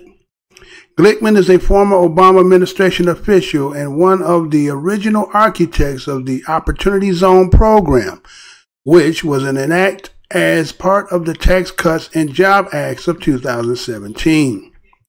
Frankly, these zones need a lot more than private capital, Glickman said. They need infrastructure investments, they need to deal with crime, workforce training, and other strategies and dollars. Opportunity zones were always meant to stimulate that kind of holistic activity, not just on a federal level, but on a state and local level. Eric Marks, a Seattle-based commercial real estate attorney and founder of OpportunityFunds.com, a website that tracks Opportunity Zone funds and designated areas, said the executive order still does not address the current shortcomings and problems that are present from people trying to do Opportunity Zone deals now. I think the regulations may be useful, but this is not a problem-solving regulation, Mark said. I don't know what his strategy is, but I think when there are Opportunity Zone successes, he has a clear opportunity to put himself and his cabinet at the location for the photo opportunity. I don't mean to say that in a derogatory sense. This is to make sure everyone knows he's still part of it. For the past year, the At First Unheralded Opportunity Zone program, passed last year as part of Trump's $1.5 trillion Tax Cuts and Job Act, has flown under the mainstream radar. The program goal is to generate economic development in the forms of the redevelopment or the development of market rate housing, affordable housing, new offices, retail buildings, and businesses in these communities. In exchange for investment or development in these areas, investors and developers receive a tax break or deferred capital gains tax, depending on the length of their investment. Opportunity funds are the investment vehicle to invest in opportunity zones, and all an investor needs to do is fill out one tax form to start a fund and place their capital gains there to realize the tax breaks if they are reinvested into a business or project in a zone. These zones, chosen by the governors of each state earlier this year based on the census tracts, are mostly rural, distressed neighborhoods and low-income, high-poverty areas that historically have not seen a lot of investment dollars or are still trying to recover from the last recession. More than 52 million people nationwide live in economically distressed communities, the White House said. While investors learned more about the programs and began raising money, creating opportunity funds and investigating investment opportunities in the zones, they have done so with little mainstream press coverage. But Trump's latest move to sign an executive order to put more federal dollars into the program while creating a council to oversee the money spent, led by Department of Housing and Urban Development Secretary Ben Carson, heightened the program to another level and could turn the Opportunity Zone program into a political minefield. Trump's son-in-law, Jared Kushner, and daughter Ivanka Trump could greatly benefit from this new real estate investment program, according to the Associated Press report. Associated Press reports Kushner owns at least 13 properties in designated Opportunity Zone areas in New Jersey, New York, and Maryland. Although his properties can't benefit from the program, the properties had to have been purchased after December 31st, 2017, property prices in designated Opportunity Zones have shot up. Ivanka Trump was reported as being the Opportunity Zone program's chief backer in the White House during the drafting of the tax law. Kushner also has a multi-million-dollar stake in the investment firm Cadre, which recently launched an opportunity fund. The program also received some backlash when Amazon chose to build one of the two headquarters, two locations in an Opportunity Zone in Long Island City, New York. Amazon is expected to receive up to $3 billion in tax incentives from the state, and the development of the campus and jobs created there could allow Amazon to double dip with the federal program. University of Southern California professor and director of the Sol Price Center for Social Innovation, Gary Painter, said Amazon's move shows how the program is intended to work. The idea is to bring businesses to economically challenged areas. It's an example of how capital could move into these places, Painter said. I don't think Amazon choosing a place could cause some backlash on the entire program. It is an example that if private capital could actually redirect where it's going because of the designation, the zones are working as intended. Amazon committed to hire 25,000 workers or more with an average salary of $150,000 in Long Island City while building $4 million in San Francisco's Oval Office. Skybridge Capital. President Brett Messing despised notions of a possible conflict of interest between Trump and his son-in-law and daughter.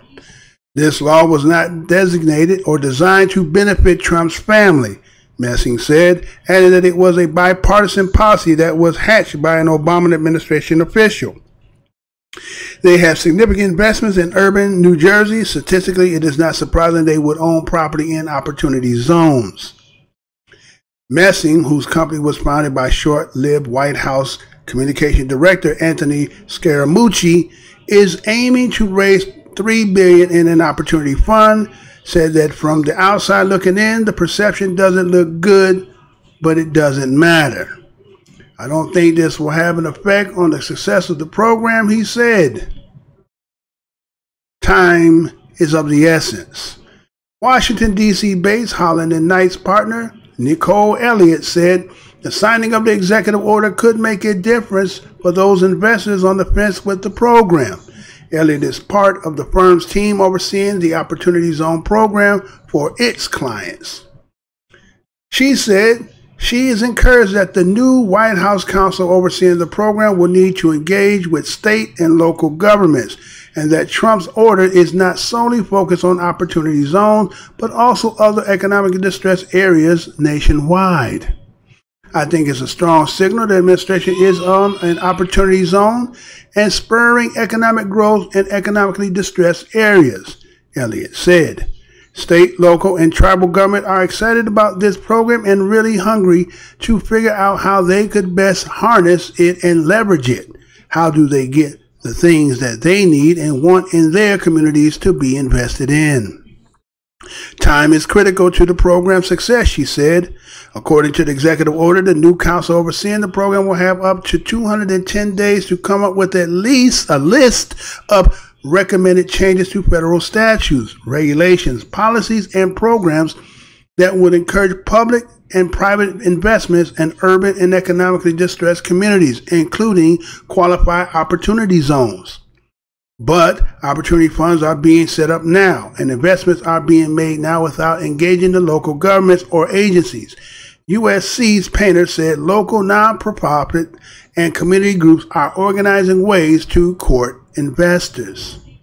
Marks, the founder of OpportunityFunds.com, believes the executive order is not going to make a big impact, at least in the short run, for investors looking to capitalize on the program now or in 2019.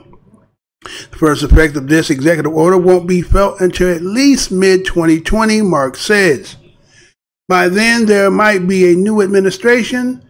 The council will dissolve in January 2021, according to the executive order. This is just set up for the rest of Trump's term, Mark said. Still, other experts are bullish on the executive order and having the government possibly provide more money just adds to investors' appetites. Collier International Senior Manager Director Stephen Shapiro said. Shapiro said everyone is awaiting anxiously for the next round of guidelines expected to be released sometime in January. The ball is already rolling, Shapiro said. Investors are rolling money into funds. They are laser focused on it. There's going to be an oversubscription of opportunities in opportunity zones. Investors are starting to recognize that they can make an investment on the ground floor and see it through, while at the same time creating a lasting impact on a neighborhood, both in terms of real estate and creating jobs. Thank y'all for being patient on that. That was a long article, but there's a lot of information in there as well, right? So again, it's talking about Trump is getting involved in opportunity zones, right? And they say, and the experts are thinking, is this a good thing? Now, the thing they're saying, opportunity zones, right? Now, what that being said, it seems like when they say opportunity, based on, you know, this whole facade, right, of trying to help the communities that are blighted, plighted, devastated. No money has ever been put into those communities. So on its face and what it sounds like a great thing, right? And when I say opportunity, does that necessarily mean that those who come or live in those communities, are we the beneficiaries of what I guess you could say this project that they have in mind, right, that they're trying to do? People are all setting themselves up in position, but are we going to be the beneficiaries of it? Or is it just, again, talk, again, politically, will it come to fruition? And who's going to gain more in it? Because, again, we know that the individual who is the president is a real estate man. Right? Isn't that way he made his money? He made his money on real estate, right? So people are kind of questioning the fact that this is a real estate man. So since he being sitting in the seat, he's not doing it, but his daughter and son-in-law seems to be sitting in position, got, properties and things that seem to be in these areas that they're talking about, these opportunity zones. And so, you know, there's some initiatives for those who would like to participate. We're talking about tax incentive programs, right? And that if you invest, right, that somehow you can use that to somehow get some money, right? And then use that money and, you know, make some profit.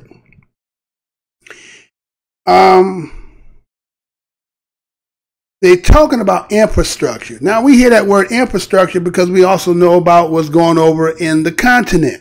Isn't that the same thing? Talking about those people who are giving $160 billion, $40 billion, right? And talking about, we're going to help you to build your infrastructure. But we understand what the game is, because another thing I'm looking at, you may not look at it, but I'm looking at this, is most of the areas are going through rejustification. So this sounds like some trick shit, right? If the areas are being rejustificated, but all of a sudden now they're going to allocate this money to be in these areas that we're no longer going to be living in, and they're going to build them up, and all these businessmen and people with money to invest is rushing in like a gold rush, because this is brand new areas to redevelop, and they on there from ground floor. Oh, they licking their chops. But are we going to be there? Is the other question, right?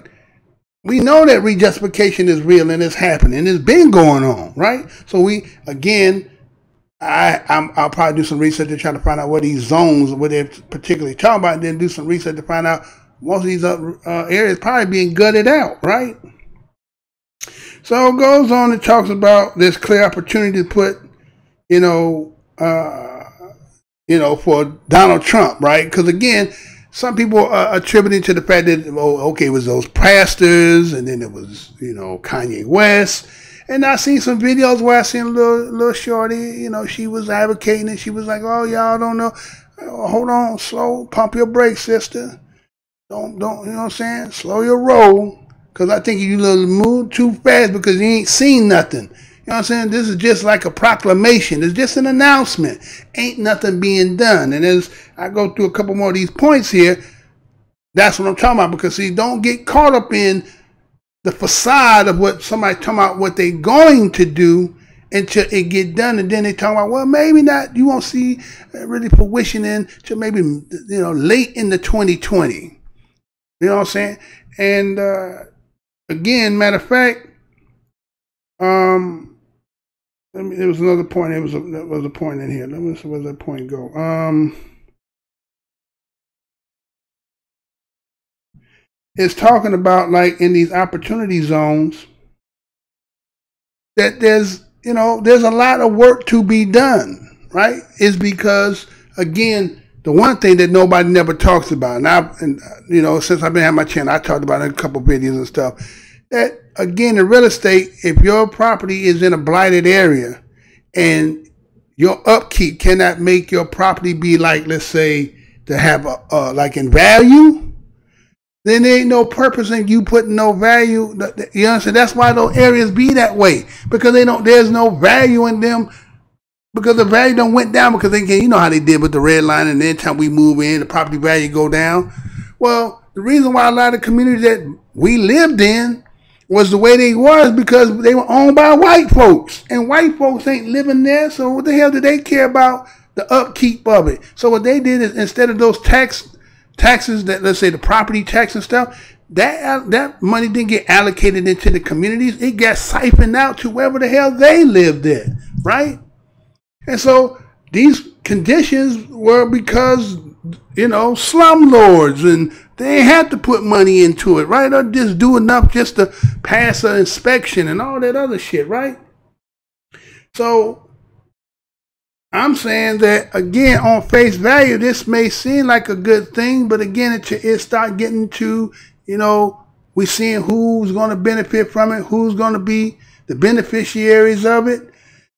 But it had a clause in it, if you heard, right? There was a clause in the end of that. It said that, did you hear that? 2021, the council would, that would be the end of the council by 2021. Well, think about that. Remember, I've been talking about recently about the stuff that now that the lawyer done come out, right? Michael Cohen, and say, hey, look, Trump, I ain't gonna take all this, man. I'm gonna tell the truth, man. I'm already taking a 3-piece bid, so you know what I'm saying? You know what I'm saying? The reason I got the 3-piece because I got the trick on me, right? So he about to You know what I'm saying? So is it possible this cat won't even be there? So there's an expiration date on a damn executive order that says by if shit ain't happened by 2021, it's done. So is this just some to be continued, man?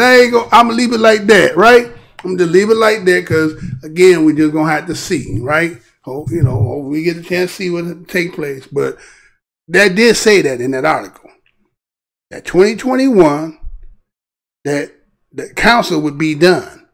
So if he don't get reelected, then that's just again this good political. Right? It's giving you this. Come on, vote for me. Look, I'm trying to do good for you guys. Right? We need to see something first.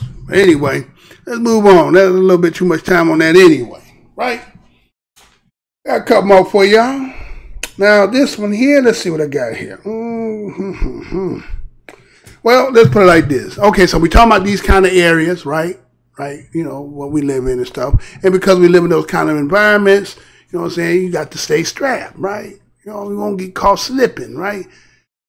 But you don't want to get caught when you ain't got, like, your shit ain't legit. And we don't be with no legit shit, right? So, but if you are trying now to, let's say, think about, well, okay, I need to go ahead and I'm going to do it the right way and all this stuff. So, okay, there's nothing wrong with that. Again, I'm advocating for, we're law-abiding citizens, right, Kabir? We're law-abiding, upright men.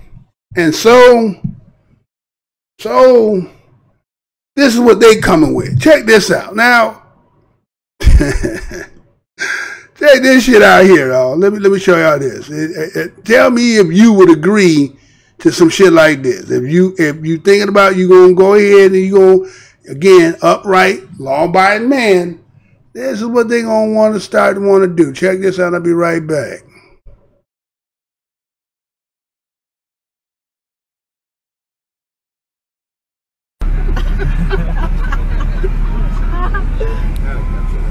Money.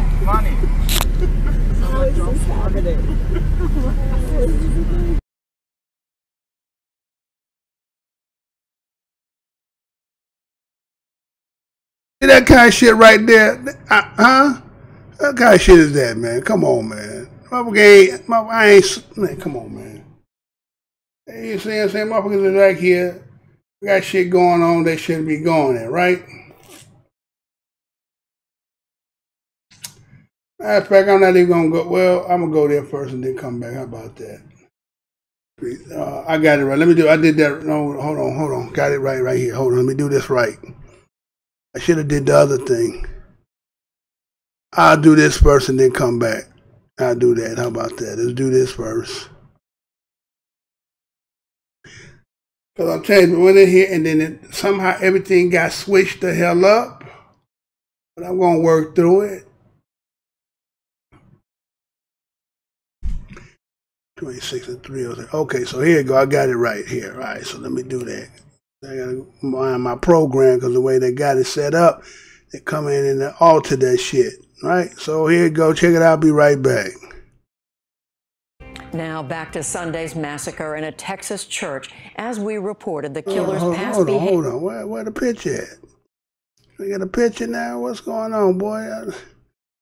Bullshit Now going back to on. Sunday's massacre in a Texas church. As we reported, the killer's past behavior should have legally blocked him from purchasing the guns he used to kill 26 people.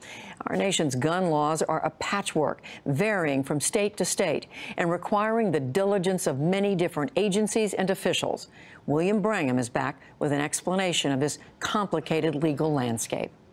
In the United States, the Second Amendment gives citizens broad rights to keep and bear arms. The Supreme Court has several times affirmed this fact. But there are some legal restrictions on who can purchase or keep guns. Under federal law, to buy a gun from a licensed dealer, you have to be a U.S. citizen and at least 21 to get a handgun or 18 for a rifle or shotgun. Retailers also have to run your name through the National Instant Background Check system.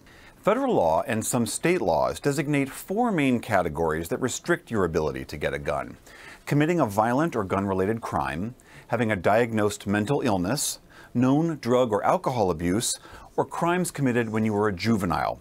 These are all things that would show up in that background check. These restrictions might seem obvious, but not every state has these rules, and not every state enforces the laws in the same way. For example, in 23 states and Washington, D.C., you can't have a gun if you've been convicted of a violent or gun-related crime. The killer in Texas, Devin Kelly, should have been blocked from buying a gun because he violently abused his wife and her toddler several years ago when he was in the Air Force. A 1996 federal law bars domestic abusers from buying guns, but as we mentioned before, the Air Force did not report his record to other authorities. On the issue of mental illness, a majority of states and D.C. bar people with a history of mental problems from accessing firearms. But it's by no means foolproof. The great majority of people suffering from mental illness are not violent, so who determines who's a threat? Sometimes an individual will be flagged by the legal system or by a mental health provider, but often reporting it to federal or state databases never happens. On the issue of drug abuse, if you're known to authorities to abuse drugs or have been convicted of a drug-related crime, 28 states and Washington, D.C. will block your access to a firearm. The same goes for alcohol in 18 states and the District of Columbia. And with each of these restrictions, a handful of states only block people from having handguns, not shotguns or rifles. Of course, people can often bypass state and federal rules entirely simply by buying firearms from private sellers, often at gun shows. Those sales from one private citizen to another are largely exempt from any reporting rules. This is what's known as the gun show loophole. It's estimated that almost a quarter of all guns are bought this way, with no background checks at all. Another loophole, there is no federal system for removing firearms if a person later falls into one of these prohibited categories. So if you bought a gun legally, but then develop mental illness or commit a violent act or abuse drugs, it's nearly impossible for authorities to take those guns back. So here's a crucial question. Do any of these laws actually make a difference in reducing gun deaths? Do they make us safer as a society?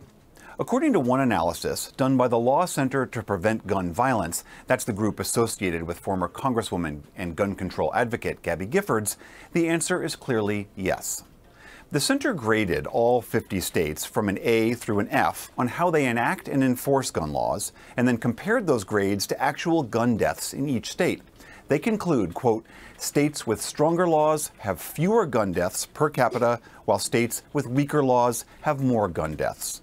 Many gun rights groups take strong issue with this kind of analysis. They argue that fewer restrictions and more gun ownership is the way to better public safety. For the PBS NewsHour, I'm William Brangham.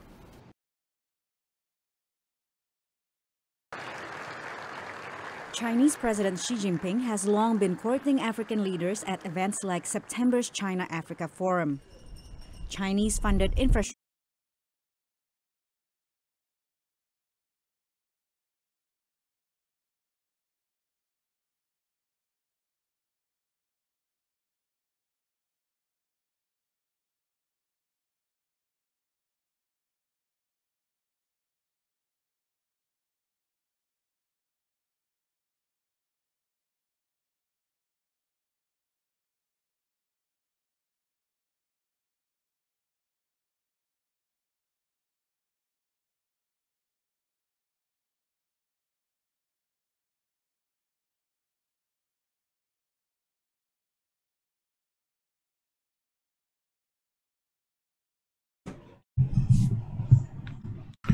Trump's new Africa strategy aims to counter China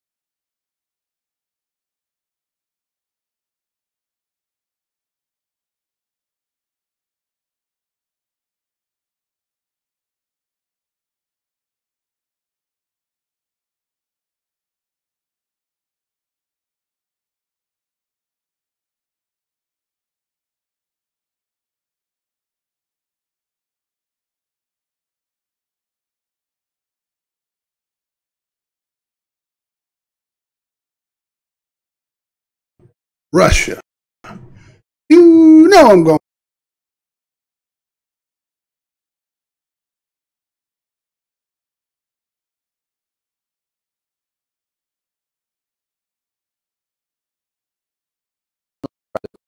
Ben Rosenshine, the CEO of Blue Line Tactical Supply and Shooting Sports in Elmsford, completely against a new bill that would allow authorities to look at the last 3 years of New Yorkers' social media and search history before they could be approved for a handgun license. There's 6 months of background checks on you. People that go to the trouble of taking a safety class, getting references, going through the entire application process are not doing this with the intent of committing a crime. Profane slurs used to describe race, religion, gender, sexual orientation, or disability, and threats or acts of terrorism are some of the things authorities say would disqualify an applicant. The bill, introduced by Brooklyn Senator Kevin Parker, would require applicants to share their passwords for Facebook, Twitter, Instagram, and Snapchat with authorities. Opponents say this is an attack on privacy and First Amendment rights. We have a balancing in our country of First Amendment versus danger to others. But Senator Shelley Mayer says it's not. If the speech, as shown on social media, is a danger to that person or others, then I think it's relevant. And we are saying to law enforcement, while you look at whether someone has a criminal history, this is another thing you ought to be looking at. Mayer went on to say that all too often authorities find alarming posts on people's social media after a tragedy occurs. And by that point, it's too late. In the newsroom, I'm Samantha Crawford.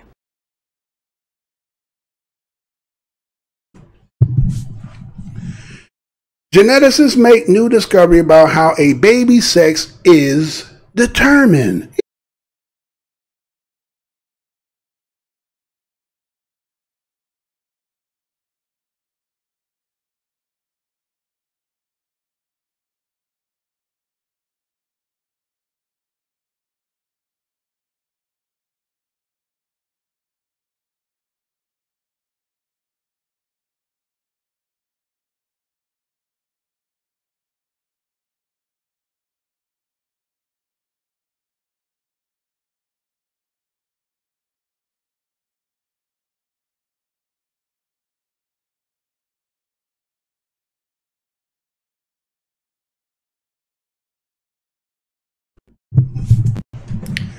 Allowing the state to search guns.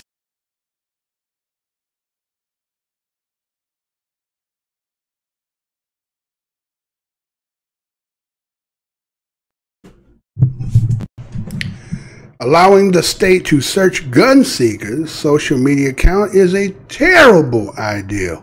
You know I'm going to say that again. Allowing the state to search gun seekers' social media account is a terrible idea. This story was done December 14, 2018 from the National Review, and this is how it reads.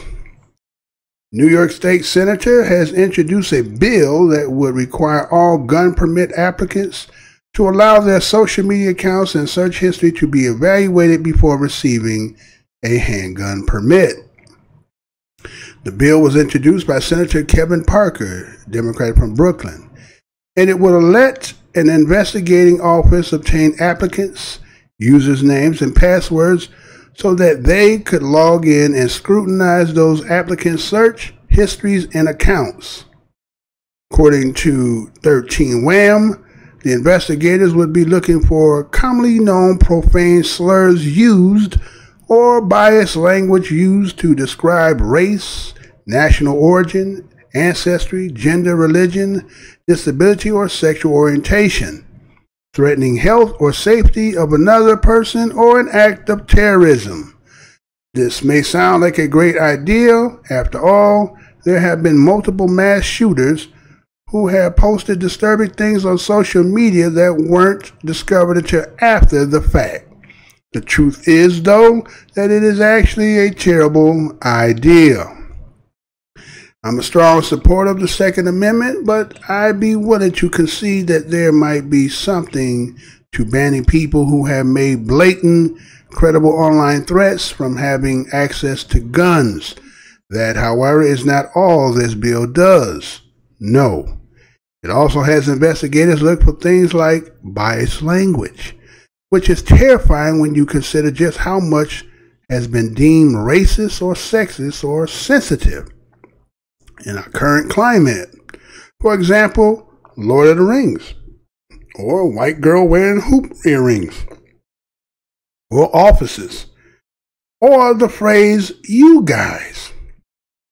If the investigating officers happen to be someone who subscribes to the logic of social justice warriors, a post in a co-ed group chat that you open with, hey guys, could be enough to deny you a gun. In fact, I wager that every single internet user in the world has said or Googled something that could be potentially be construed as offensive at one point or another. At the very least, someone who's a comedian would be essentially banned from protecting himself or herself. And I bet most other people would be too. I'm no lawyer, but I do understand what words mean, and as such, I'm having a hard time understanding how this bill could even come close to being constitutional. Our people who use biased language, and I'm talking actually biased language, not innocuous things like you guys, jerks, of course, they are, but the thing is, the Second Amendment does not say that you have a right to keep and bear arms unless you're a jerk. It doesn't say that you have a right to keep and bear arms unless you make a sexual joke. It says you have a right to keep and bear arms, period. So, as much as I may hate people who are jerks, I don't see how it would be constitutional to deny them the right to protect themselves just because they're jerks. What's more, as long as they are nonviolent jerks, I don't see any logical reason to deny them this right either. I'm all for keeping people safe, but we have to be careful that we don't endanger our freedoms in the process.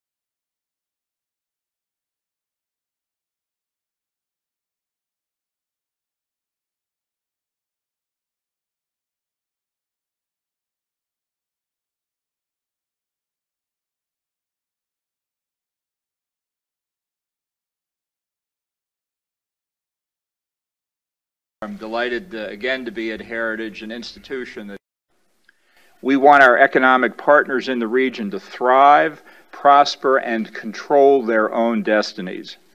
In America's economic dealings, we ask only for reciprocity, never for subservience. The predatory practices pursued by China and Russia stunt economic growth in Africa, threaten the financial independence of African nations, inhibit opportunities for U.S. investment, interfere with U.S. military operations, and pose a significant threat to U.S. national security interests.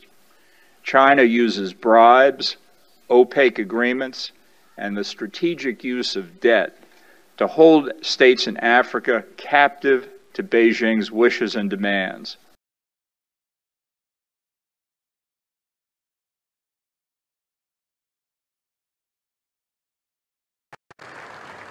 Chinese President Xi Jinping has long been courting African leaders at events like September's China-Africa Forum. Chinese-funded infrastructure projects are popping up all over Africa. At the conservative-leaning think tank, the Heritage Foundation, the administration launched a new strategy on Africa. Well, Kim, thanks very much. Officials say it's designed to counter China's growing power, as well as Russia's attempts to increase its influence in the resource-rich continent. The predatory practices pursued by China and Russia stunt economic growth in Africa, threaten the financial independence of African nations, inhibit opportunities for U.S. investment, interfere with U.S. military operations, and pose a significant threat to U.S. national security interests. Bolton said the goal of the strategy is to advance trade and commercial ties, counter the threat of terrorism, and ensure accountability for American aid. We heard the speech.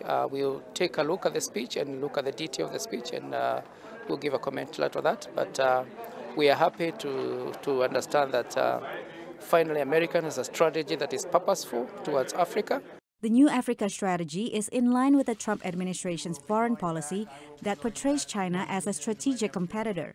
Some analysts see the us versus them approach as counterproductive, including Mike Fuchs from the left-leaning Center for American Progress. Which we should be creating partnerships with countries in Africa based on our interests and how we can work together to pursue shared interests. This is not, again, a battleground between the United States and China, but framing it that way is going to, I think, leave a bad taste in the mouth probably of a lot of the leaders and the people, frankly, in Africa. Bolton also warned the U.S. will re-evaluate its support for UN peacekeeping missions. We will seek to streamline, reconfigure, or terminate missions that are unable to meet their own mandate or facilitate lasting peace. Our objective is to resolve conflicts, not freeze them in perpetuity. The U.S. will also review aid to countries whose governance it finds unaccountable. Bolton singled out South Sudan, signaling that all aid may soon end for the war-torn country. Patsy Widakuswara, VOA News at the White House.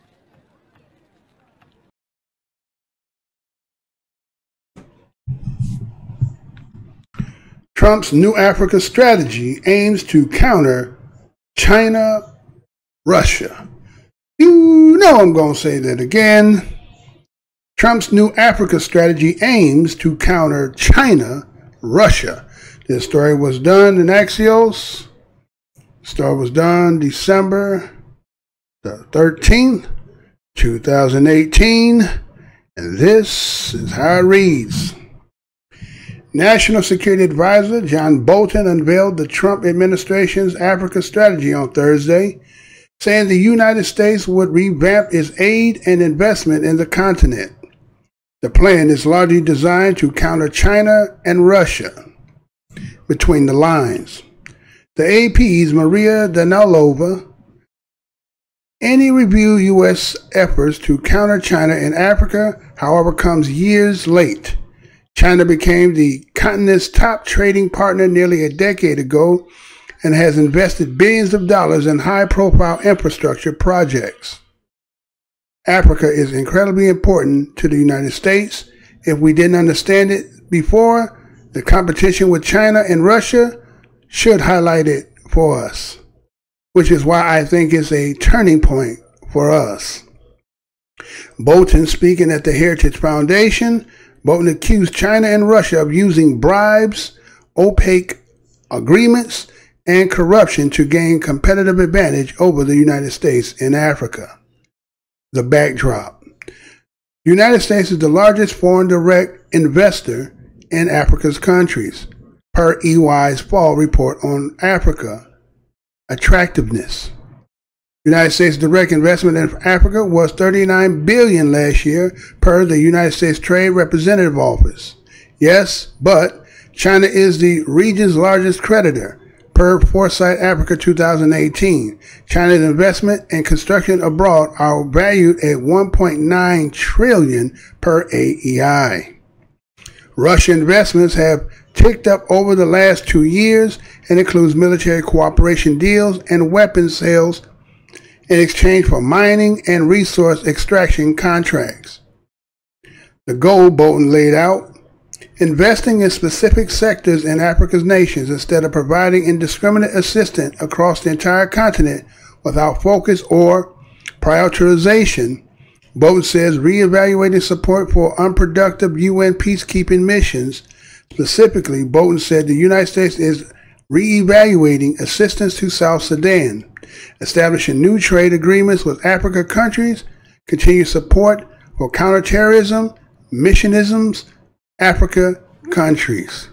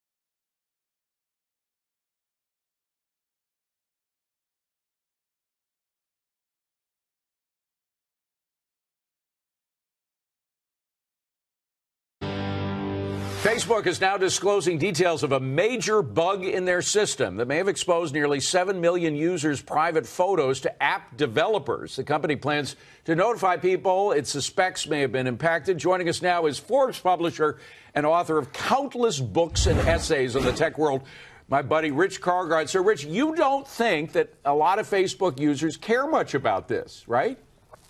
Well, I really don't. Start with the fact there are more than 2 billion Facebook users. The vast majority of them are people like my wife who loves Facebook, could care less, I think, about some of the things that interest the punditry. You know, Facebook is a political football these days. The populist right dislikes them. The populist left dislikes them. And so I think Facebook's got problems going forward. Their growth of new users has slowed. Their share of social media has gone from 18% down to 14% in the last 2 years. And maybe most critically, their advertising revenue is slowed. They're going to have to find new sources of revenue at that company.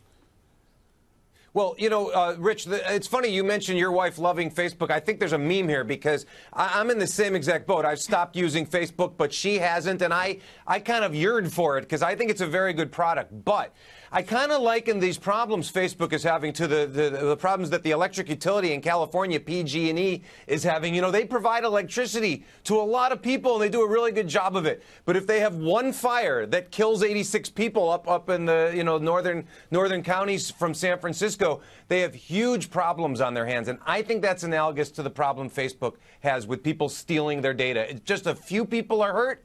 It's bad news for them. Well, I wouldn't elevate it to that yet, Adam. I think that the big Pearl Harbor out there, or the thing that might equate it to a fire that takes many lives, would be if Charles Schwab got hacked and people lost their 401ks overnight. It remains to be seen what kind of damage that 6.8 million people having photos that they didn't intend to share with Facebook are shared.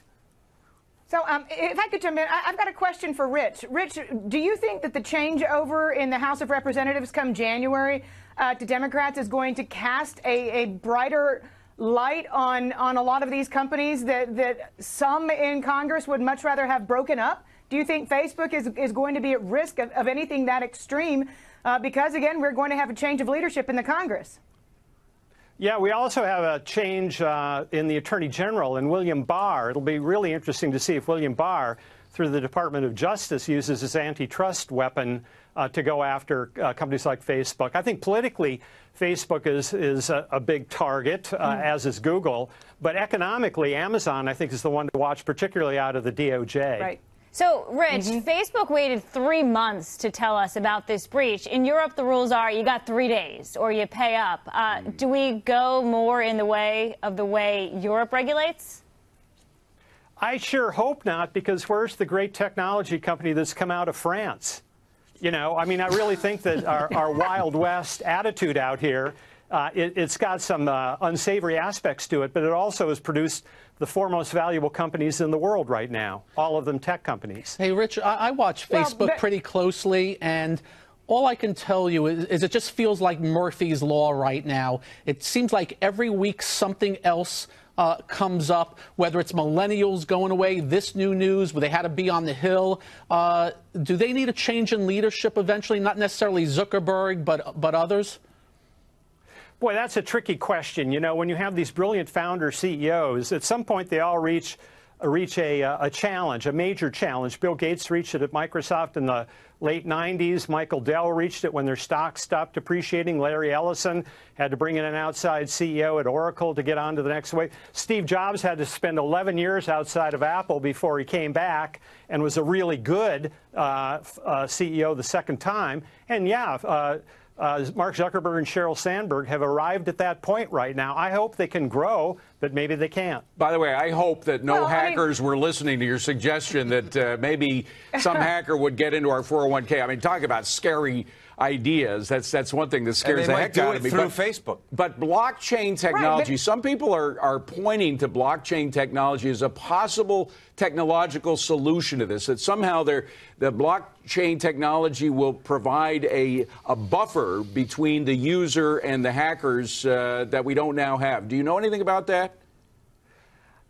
I think blockchain has been oversold. I think it's sort of hard to tease out what's really valuable there beyond cryptocurrency. Cryptocurrency clearly has been oversold. Now, I've been told by some people who are really smart that come the day when quantum computing overtakes the current computer architecture and goes up by leaps and bounds, and being able to then, at that point, to basically hack into anything, unless you have great ways of blocking, then blockchain really becomes important. But I think it's one of those technologies that is really 3 to 5 years out there before it has any meaningful impact. Yeah, let me augment that, David, give you a slightly different answer. If Facebook were built on blockchain, then maybe then the answer would be yes. But the problem is Facebook is not built on blockchain. It's built on the internet, as is everything else that we know about. So blockchain can't solve those problems. It can only solve new problems. No, and I mean, and just if you want to back out to the perspective of a shareholder when it comes to a stock like Facebook, every single time you have a scandal like this break out, this is just like what's been happening to the big banks in the United States for the past few years and the increasing costs of compliance. Every time Facebook has to deal with one of these upsets, they have to spend more and more and more money to safeguard privacy. And from the perspective of a shareholder, that means that it's going to take that the bottom line of the stock is going to keep taking a hit. Yeah. We have to remember that Facebook stands for the F in FANG stocks, and that is a big part of what has been pulling this market back for the past few months. But a lot of people are separating the different FANG stocks, if you will, and saying, you know what, Facebook's a different story now. We can't lump them together with a Netflix or an Apple because they face different issues. The Facebook problem is very different from Apple, and of course now we have to mention Microsoft once again. It is in a 3-horse race with Amazon and Apple to be the most valuable company in the world on any given day. And Apple and Microsoft are arguably value stocks. They don't have these gaudy price-earnings ratios. Yeah. And when you look at Amazon, it does. But when you look at Amazon's cash flow, it's pretty solidly valued right now. Facebook is valued on its growth prospects, and the growth prospects have slowed, particularly its revenue growth. Okay. Rich Karlgaard, always a pleasure to see you, Rich. Please come back again and see us soon. Thank you very much, David and the gang.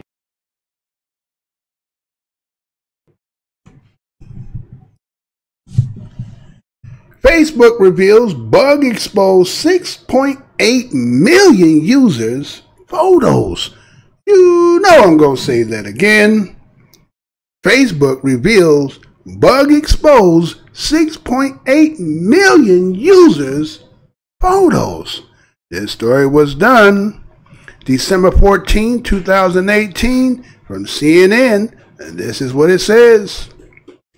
Facebook announced on Friday that the social network had exposed the private photos of millions of users without their permission.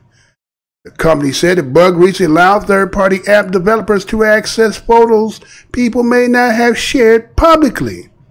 Facebook believes as many as 6.8 million users could be affected. The Irish Data Protection Commission, the body that oversees Facebook compliance with European regulation, said on Friday that it had launched a statutory inquiry into Facebook as a result of multiple breaches the company had informed them about this year. Photos that users started to upload to Facebook did not post could have been accessed, along with images posted to Facebook story. Tomer Bar, and engineering director at Facebook, wrote in a blog post. "We're sorry this happened," he added. Users' photos were exposed over a 12-day period in September, the blog post said. When asked why Facebook waited to inform the public of this issue, a Facebook spokesperson told CNN Business, "We have been investigating the issue since it was discovered to try and understand its impact so that we could ensure we are contacting the right developers and people affected by the bug. It then took us some time to build a meaningful way to notify people and get translations done." The information Facebook gives to third-party apps developers continue to be under scrutiny. Earlier this year, a data scientist working for Cambridge Analytica revealed the company had several years ago used the system to gather data on tens of millions of Americans. As a result of this bug, the company said it believes the photos could have been accessed by 1,500 apps built in by 876 developers. Facebook said it will notify people potentially impacted by the bug.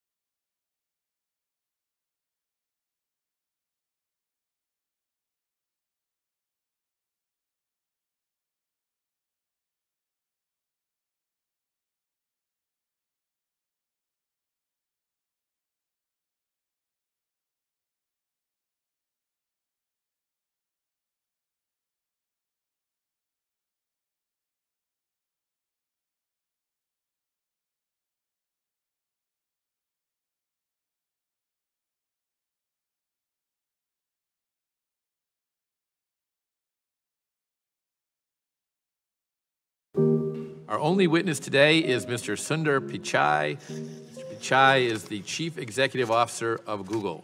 Chairman Goodlatte, Ranking Member Nadler, distinguished members of the committee, thank you for the opportunity to be here today. More than 90% of all internet searches take place on Google or its subsidiary, YouTube, and they are curating what we see. Google has long faced criticism for manipulating search results to censor conservatives. Conservative individuals and organizations have had their pro-Trump content tagged as hate speech or had their content reduced in search results. So what are you going to improve that situation? Congressman, thanks for the question. If I may, some of the studies you mentioned, we have investigated those. There are other studies which have looked at it. We have found issues with the methodology and the sample size and so on. But let me step back and say, providing users with high quality, accurate, and trusted information is sacrosanct to us. It's what our principles are, and our business interests, our natural long-term incentives are aligned with that. We want to serve users everywhere, and we need to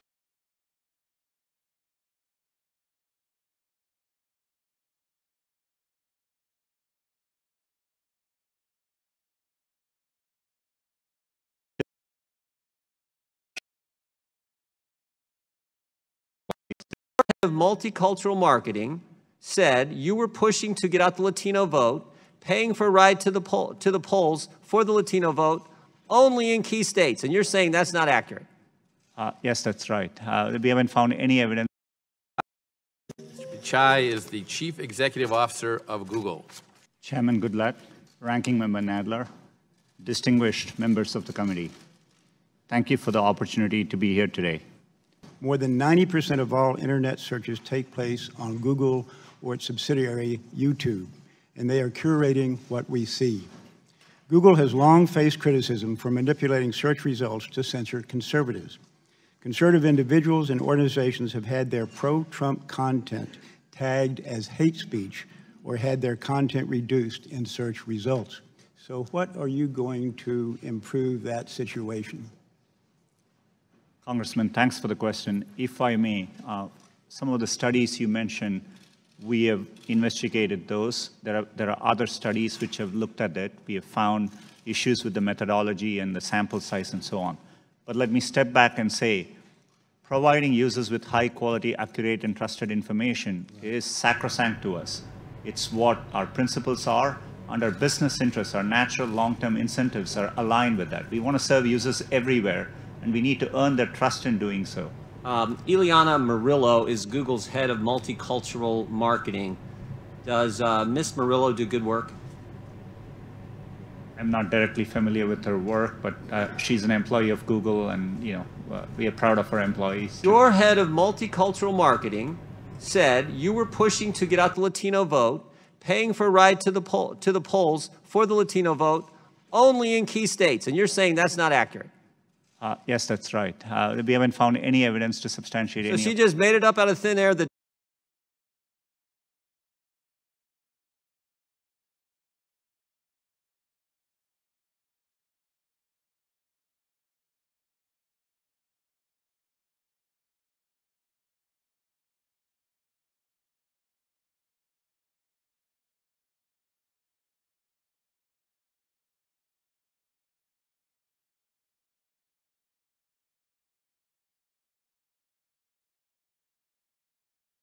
push out votes for any particular demographic. That would be against our principles. We participate in the civic process in a nonpartisan way, and we think it's really important we do it that way. I have an iPhone, and if I move from here and go over there and sit with my Democrat friends, which will make them real nervous, does Google track my movement? Does Google, through this phone, know that I have moved here and moved over to the left? It's either yes or no. Not by default. There may be a Google service which you've opted in to use, and if... So Google knows that I am moving over there. It's not a trick question. You know, you make $100 million a year, you ought to be able to answer that question. Does Google know through this phone that I am moving over there and sit next to Mr. Johnson, which would make him real nervous? It's his question. It's yes or no. I won't be able to answer without looking at... you can't say yes or no. Without knowing more details, sir. I have a concern concerning China. In 2010, Google left the Chinese marketplace due to concerns over hacking attacks, censorship, and how the Chinese government was possibly gaining access to data. I'm interested in what has changed since 2010 and how working with the Chinese government to censor research results are part of Google's core values. Do you understand my question? Congressman, right now there are no plans for us to launch a search product in China. We are, in general, always looking to see how best. It's part of our core mission and our principles to try hard to provide users with information.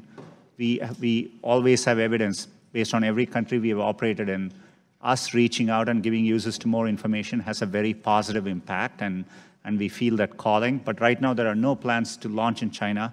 To the extent that we ever approach a decision like that, I will be fully transparent, including with policymakers here, and engage and consult widely. So anticipating what took place in 2016 happening again, and this is specifically regarding what Russia did to foment racial tensions in the United States, and wanting to know how you are responding to that, where they called for, fake protest, either to get African Americans to turn out to protest something that was fake, or to have white supremacists be ginned up to attack communities of color. So specifically, what is Google doing to respond to that? We mainly saw, with respect to Russia, limited improper activity on our ad platforms. But in general, we are not a social networking company across the products we do. It's an area we haven't done well as a company. So we typically aren't connecting groups of people, and that's not how Google mainly works today. And so we haven't seen that kind of activities on our platforms. But we are vigilant and, and happy to share any findings which come through as we look into it more. The operating environment in China has deteriorated with respect to surveillance, censorship, and the like since Google first made the decision in 2010 to leave. So I want to ask very specifically, are any employees currently having product meetings on this Chinese project? And if not, when did those end? We have undertaken an internal effort, but right now there are no plans to launch a search service in China, as I said earlier. Are there any current discussions with any member of the Chinese government on launching this app? Currently, we are not in discussions around launching a search product in China. Are there any current discussions with members of the Chinese government about this? This effort currently is an internal effort, and I'm happy to consult as well as be transparent to the extent we take steps towards launching a product in China. And who at Google is leading the Dragonfly effort? It's our efforts around building search. It's undertaken by our search teams, but these are distributed efforts. It's a limited effort internally currently. Will you, Mr. Pichai, rule out launching a tool for surveillance and censorship in China while you are CEO of Google? Congressman, I commit to engaging. One of the things which is important to us as a company, we have a stated mission of providing users with information. And so we think it's in our duty to explore possibilities to give users access to information. And, I have that commitment, but, as I said earlier on this, we'll be very thoughtful and we will engage widely as we make progress. This is now the fourth hearing in a series of ridiculous hearings on the free speech of internet companies. A significant portion of this hearing was a waste of time because the First Amendment protects private individuals and corporations' free speech rights. So I'm going to search for Congressman Steve King. I'm going to hit the News tab. First article that pops up is from ABC News. It says, Steve King's racist immigration talk prompts calls for congressional censure. That's a negative article. But you don't have a group of people at Google sitting there thinking and trying to modify search results. Every time Steve King comes up, a negative article appears. That's not what's happening, right? We always operate for any query with the same set of principles. We are trying to reflect what is currently, if it is newsworthy, what is currently being discussed about that phrase. Thank you. So let me just conclude here by stating the obvious. If you want positive search results, do positive things. If you don't want negative search results, don't do negative things. And to some of my colleagues across the aisle, if you're getting bad press articles and bad search results, don't blame Google or Facebook or Twitter. Consider blaming yourself. Did Google design a prototype for a search engine that could be used in China to censor content? Congressman, we have undertaken an internal effort. Did you create a prototype? There was a report in The Intercept that says a prototype for the censored search engine was designed. We have developed and explored what search could look like if it were to be launched in a country like China, and that's what we explored. And how many months was that project ongoing? We've had the project underway for a while, and there have been other projects which we've undertaken for a while, and we've never launched them too. So we are constantly exploring. How many people were working on it? The estimates, the number of engineers on the project have varied over time. At one point, we have had over 100 people working on it. It's my understanding. Who makes the judgment calls regarding content moderation at Google? Chairman, it depends on the area. So, for example, if it's YouTube, we have, very clear teams which are responsible for YouTube content policies. And they identified. Is it possible for a customer to write to them and say, "Hey, here's a concern I have"? We give clear channels for content creators to, to raise concerns back, and we have clear avenues. And we also have had people who are responsible for these platforms, including content moderation, appear here, and I think they've consulted widely here too. Thank you. Well, you've gone for about 3.5 hours, and it's about what we predicted, isn't it, yesterday when we talked? So we thank you very much for your participation today. This concludes today's hearing, and without objection, all members will have 5 legislative days to submit written questions for the witness or additional materials for the record. And with that, this hearing is adjourned.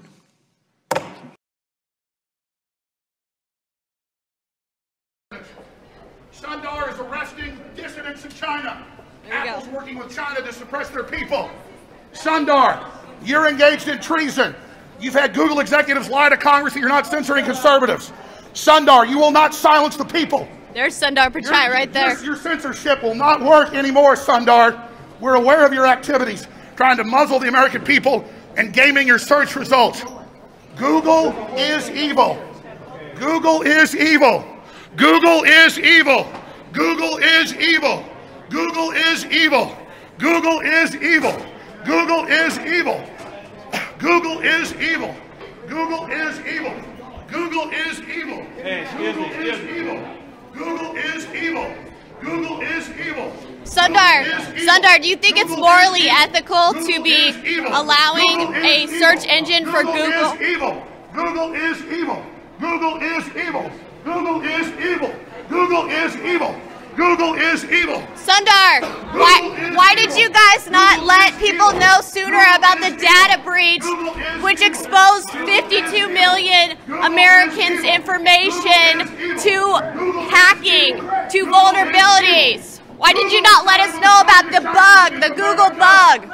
Are you going to release the names of the people whose data was made vulnerable? Is going to lie again and violate the law and violate the oath of office. You're in a hallway, in a public hallway.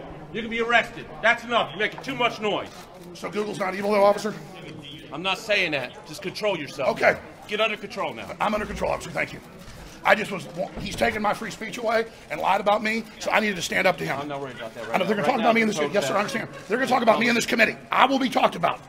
So what am I supposed to do? I don't get a day in court. They lie about me. Google only puts lies up. All the top searches are lies about me and my family. And that guy helps round up political dissidents, and then his people come to lie to Congress over and over and over again, and we don't get to respond to them. So Google is helping build censorship systems in China for a global social score they've tested there to totally control every aspect of our lives. Apple and Tim Cook has said he wants censorship worldwide. They're working with the communist Chinese that have killed 5 times what Hitler did. We need to get some sort of decorum in the United States Congress. Again, Google is to the evil. left or to the right. Okay, Google is Let's evil. keep it down a little bit more. Decide the opposite the community. Everybody against the wall. Do not block passage. So right now, Alex Jones was just confronting Sundar Pichai, the CEO of Google. And lie about us. Everybody left or right. And we're here simply trying to tell the truth and stand up for what's right and let these people know that we will not be silenced and that Americans who are being censored on the internet, libertarians, Christians, conservatives, are going to come to Congress. We're going to come to the state houses. We're going to go to all the public events, and we're going to let people like Sundar, who literally helps China round up their people and has put a censorship system in there and here, we're going to let them know that they're not going to sit there and silence us and that we're going to speak out and we're going to expose what they're doing. This is authoritarianism that has come to this country, and Sundar and Google are the absolutely most evil corporation on earth. Their camouflage was saying, don't be evil, but they got rid of that slogan, didn't they? Exactly, and just yesterday, Monday, Google happened to announce that 52 million of its users' data was made vulnerable due to a Google bug. They do it to everybody. They do these leaks on purpose. They lie to Congress. All these tech executives say, we don't censor, we don't spy on anybody. That's how the whole system's built. Google is officially in China censoring and oppressing their people. Can you They're building, slow down for a second? they're building a censorship model here. Excuse me, tell us who you are. I'm Alex Jones. Oh. Yes. Okay. The guy they silenced Right, so they can build straw men about me. Right. Okay. No. Google is building censorship models using the magic word conspiracy theory doesn't work. Censorship is real. Google being evil is real. They're lying to Congress is real. That's a word used to violate free speech. No. Concentration camps. 2 million Uyghurs are in concentration camps. Yes. And that's what Chinese government is doing. What Google is doing is helping Chinese government. That's right. And ethnic cleansing. That's right. Genocide. Google is helping spy on Chinese minorities, Christians, Buddhist Falun Gongs, Muslims. Yeah, exactly. I understand in Mongolia. They have 2 million. We are the Uyghur people. There are Tell over us, 2 million people 2 million people in are being in the concentration concentration camps And I have today. the mainstream media saying and I'm a conspiracy China's theorist. already censoring the media. Information blockade is not getting the information out. So what Google is doing today is helping the evil, suppressing people. Operation Dragonfly and all of it. Ethnic cleansing and the Chinese, genocide, cultural genocide going on And the in Chinese social Uzbekistan score today. Yes. is used to track everything they're doing. If that isn't evil, if Google helping put 2 million people in a concentration camp on record, if that isn't evil, what the hell is? That's what I'm talking about. Supporting evil. This guy says it's a conspiracy theory. He thinks it's funny. What about but what about Sandy Hook? What about the other conspiracy People scam my entire 20-something years on air. They pick things, edit them out of context, then make that who I am. I hardly ever even talk about that. It's you guys that bring up Sandy Hook and then say I'm saying things to hurt people. No, but that's what you do over and over again. You brought it up. Sorry, are you here on your own behalf, or is there some kind of group that I you am here as an American citizen who has been deplatformed as a precedent to bring communist Chinese-style censorship to America. And I am here to let Congress know that Google and others have been lying to Congress. They have been giving false testimony saying they don't spy, that they don't censor, and that the American people are aware of this, and we're standing up to them in the third dimension. And we're letting the stinking swamp of arrogance know that the American people of the world are awake. All over the world, nationalists and populists are getting elected, from Brazil to Germany to Spain to France to all over the planet, the UK, Brexit, everything is happening. Populism is awake, just like the Yellow Vest movement, just like what's happening in China, and the authoritarianism and this global move of censorship by all these governments together is going to fail. This is the world's wake-up call. Google is evil. Google lies under oath in testimony. They've had this committee and Congressman Deutsch lie about me when they met 6 months ago on internet fake news and said that I said nobody got shot at Parkland in Florida. Never said that. Said that I said they were all actors and never said that, conflating it with things said years before about other events. And so this is what they do. This is how they change the subject. This is how they deceive everyone. And this is the reality of what's going on. I'm going to go down here where there's some better light, folks. I'm going to see you. Please include Uyghur Man, people. we want to talk to you, ma'am. Come down here. We want to talk to you. Come on down here. So that was it so far, guys. Alex Jones has arrived.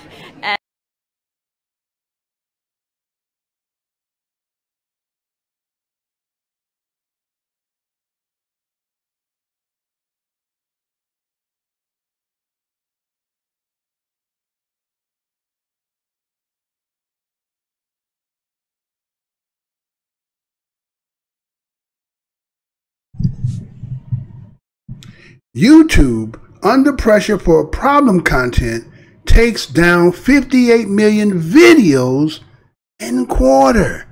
You know I'm going to say that again. YouTube, under pressure for problem content, takes down 58 million videos in quarter. This story was done December 13, 2018 from the Reuters. This is how it reads. Washington Reuters, YouTube took down more than 58 million videos and 224 million comments during the third quarter based on violations of its policy. The unit of the Alphabet Incorporation, Google said on Thursday, in an effort to demonstrate progress in suppressing problem content. Government officials and interest groups in the United States, Europe, and Asia have been pressuring YouTube, Facebook Incorporation, and other social media services to quickly identify and remove extremist and hateful content that critics have said incite violence. The European Union has proposed online services should face steep fines unless they remove extremist material within 1 hour of a government order to do so. An official at India Ministry of Home Affairs, speaking on the condition of anonymity on Thursday, said social media firms have agreed to tackle authorities' requests to remove objectionable content within 36 hours. This year, YouTube began issuing quarterly reports about its enforcement efforts. As with past quarters, most of the removed content was spam, YouTube said. Automated detection tools have YouTube quickly identify spam, extremist contents, and nudity. During September, 90% of the nearly 10,400 videos removed for violent extremism, or 279,600 videos removed for child safety issues, received fewer than 10 views, according to YouTube. But YouTube faces a bigger challenge with material promoting hateful rhetoric and dangerous behavior. Automatic detention technologies for those policies are relatively new and less sufficient, so YouTube relies on users to report potentially problematic videos or comments that means that the content may be viewed widely before being removed. Google added Thursday on moderators this year, expanding more than 10,000 in hopes of reviewing user reports faster. YouTube declined to comment on growth plans for 2019. It has described pre-screening every video as unfeasible. The third quarter removal data for the first time revealed the number of YouTube accounts Google disabled for either having 3 policy violations in 90 days or committing what the company found to be an egregious violation, such as uploading child pornography. YouTube removed about 1.67 million channels and all of the 50.2 million videos that were available from them. Nearly 80% of the channels taken down related to spam uploads, YouTube said. About 13% concerned nudity and 4.5% child safety. YouTube said users post billions of comments each quarter. It declined to disclose the overall number of accounts that have uploaded videos, but said removal were also a small fraction. In addition, about 7.8 million videos were removed individually for policy violation in line with the previous quarter.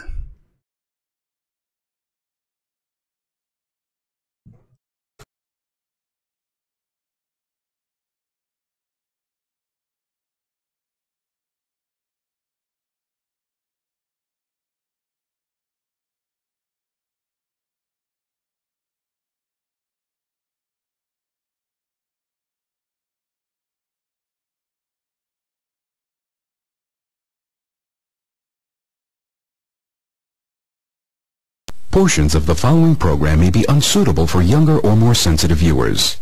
Viewer discretion is advised.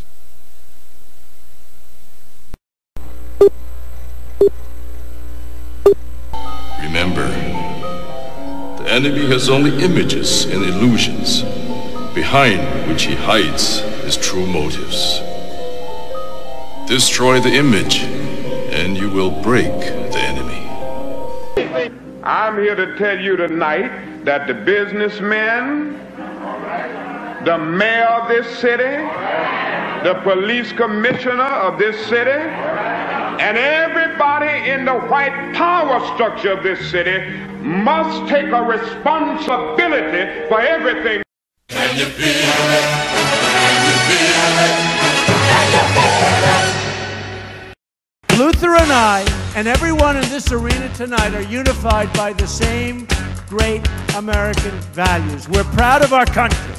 We respect our flag.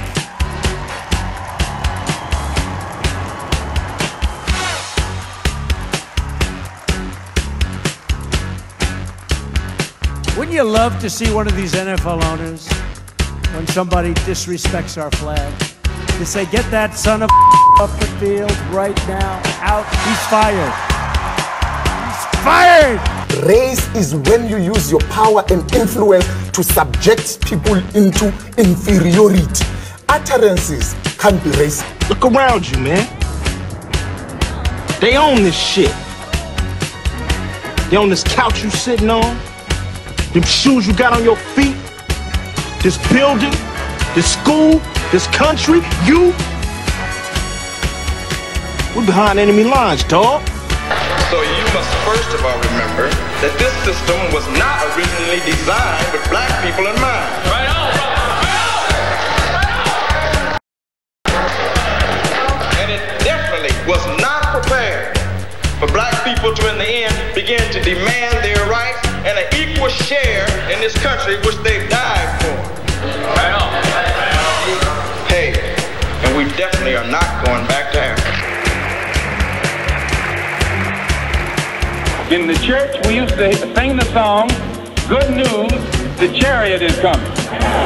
While you sit here today, knowing that you have come to hear good news, you must realize in advance what good news for you might be bad news for somebody else. What good news for the sheep might be bad news to the wolf. They say, oh, things are getting so much better for you. In 1849, it was hitting blacks on the head 100 times a day. In 1990, they hit them 48 times a day. Isn't it better? Oh, it's got to be better. You're saying 52 blows. The only purpose of most black Americans on earth today is to destroy. I think that's noble. Italians love Italians. When Irish love Irish. But when a nigga loves a nigga, it's an unpardonable sin. They have blood in their hands. When we say they have blood in their hands, we are not saying him, George Bezos, went and killed. But white people colonized us. They dispersed us. They enslaved our people. They sucked our economy dry. They are still sucking it dry even today. That's white people. Tony Blair, George Bush, Napoleon Bonaparte, Leopold, Adolf Hitler, Benjamin Netanyahu. All white people, they are the same. They are racist and they are full of hate. I've been waiting for you. You have many questions, and though the process has altered your consciousness, you remain irrevocably human. Ergo, some of my answers you will understand, and some of them you will not. Concordantly, while your first question may be the most pertinent, you may or may not realize it is also the most irrelevant. Why am I here? Our world is coming crumbling down. The coons are coming. You got to understand that white America has an uncanny way of making the victim the victimizer. Excuse me, master, for putting my head in the way of your club. Not that your club is brutalizing my head and putting hickeys on it. My head got in the way of your free swing and broke your shiny stick, and I want to apologize for that. Your life is the sum of a remainder of an unbalanced equation inherent to the programming of the Matrix. You are the eventuality of an anomaly which, despite my sincerest efforts, I have been unable to eliminate from what is otherwise a harmony of mathematical precision. While it remains a burden assiduously avoided, it is not unexpected and thus not beyond a measure of control, which has led you inexorably here. There are more connections in the human body than there are stars in the galaxy. We possess a gigantic network of information to which we have almost no access.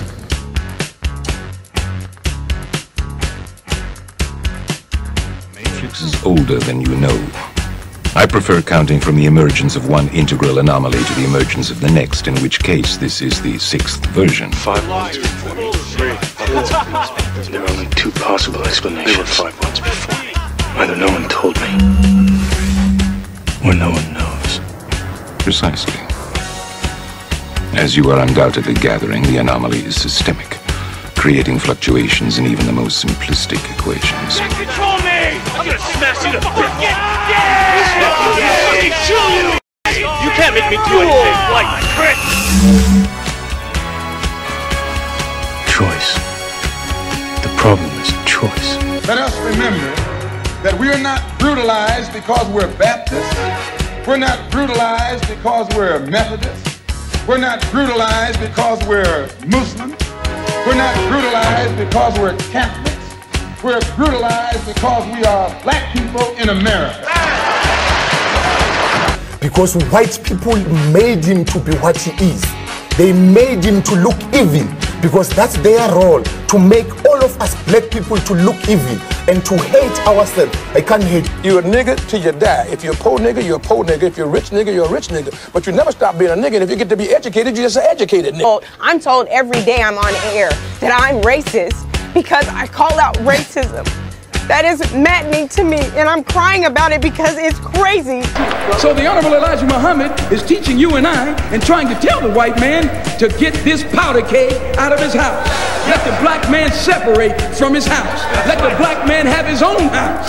Let the black man have his own land and his own property. I thought the bitch was white! Damn it! I thought the bitch was white! That's true. I think that white people are so guilty, knowing what they've done to black people, that they feel if the deeds were reversed, they would hate the black man if he had done the same thing to them. So it's actually, it reflects a guilt complex on the part of whites when they ask us, do we hate them? And if you notice, Uncle Sam has formed a habit of going all over the world. He calls it the ugly American, or the American image. He thinks that everybody hates him because it's a guilt complex. And if you think that if you are worried about Europeans hating you, and they're your allies and your cousins, well, naturally it would follow for you to think that Negroes in this country would hate you, especially in light of what has been done to black people in this country by white people. Now check it out. The white ball dominates everything, right? Knocks the shit out the yellow ball, the red ball, right? And the game's over when the white ball drives the black ball completely off the table. But you have to see that all of this is hypocrisy. I love Malcolm. Malcolm called me the Sunday that he died. I was working Basin Street East. He said, "Brother Greg, you coming by today?" And I said, "Malcolm, I love you." And I said, "I love you so much, I don't even want to take a chance to be there." He said, "What do you mean, Brother Greg?" I said, "Well, I close tonight, Sunday night at Basin Street East." And I said, "But I had my wife book me a flight into Chicago at 8 o'clock this morning, and I'm going to Chicago, and I had way beneath my salary booked me into a college about 10 miles from the airport. And I'm going to go there and speak this afternoon, and I'm going to stay there until they tell me you dead. Because I'm not going to let this government get 2 of us for the price of 1. And I'm going to call Adam Clayton Powell when I finish talking to you and beg him not to come there. Because today, the United States government is going to get you."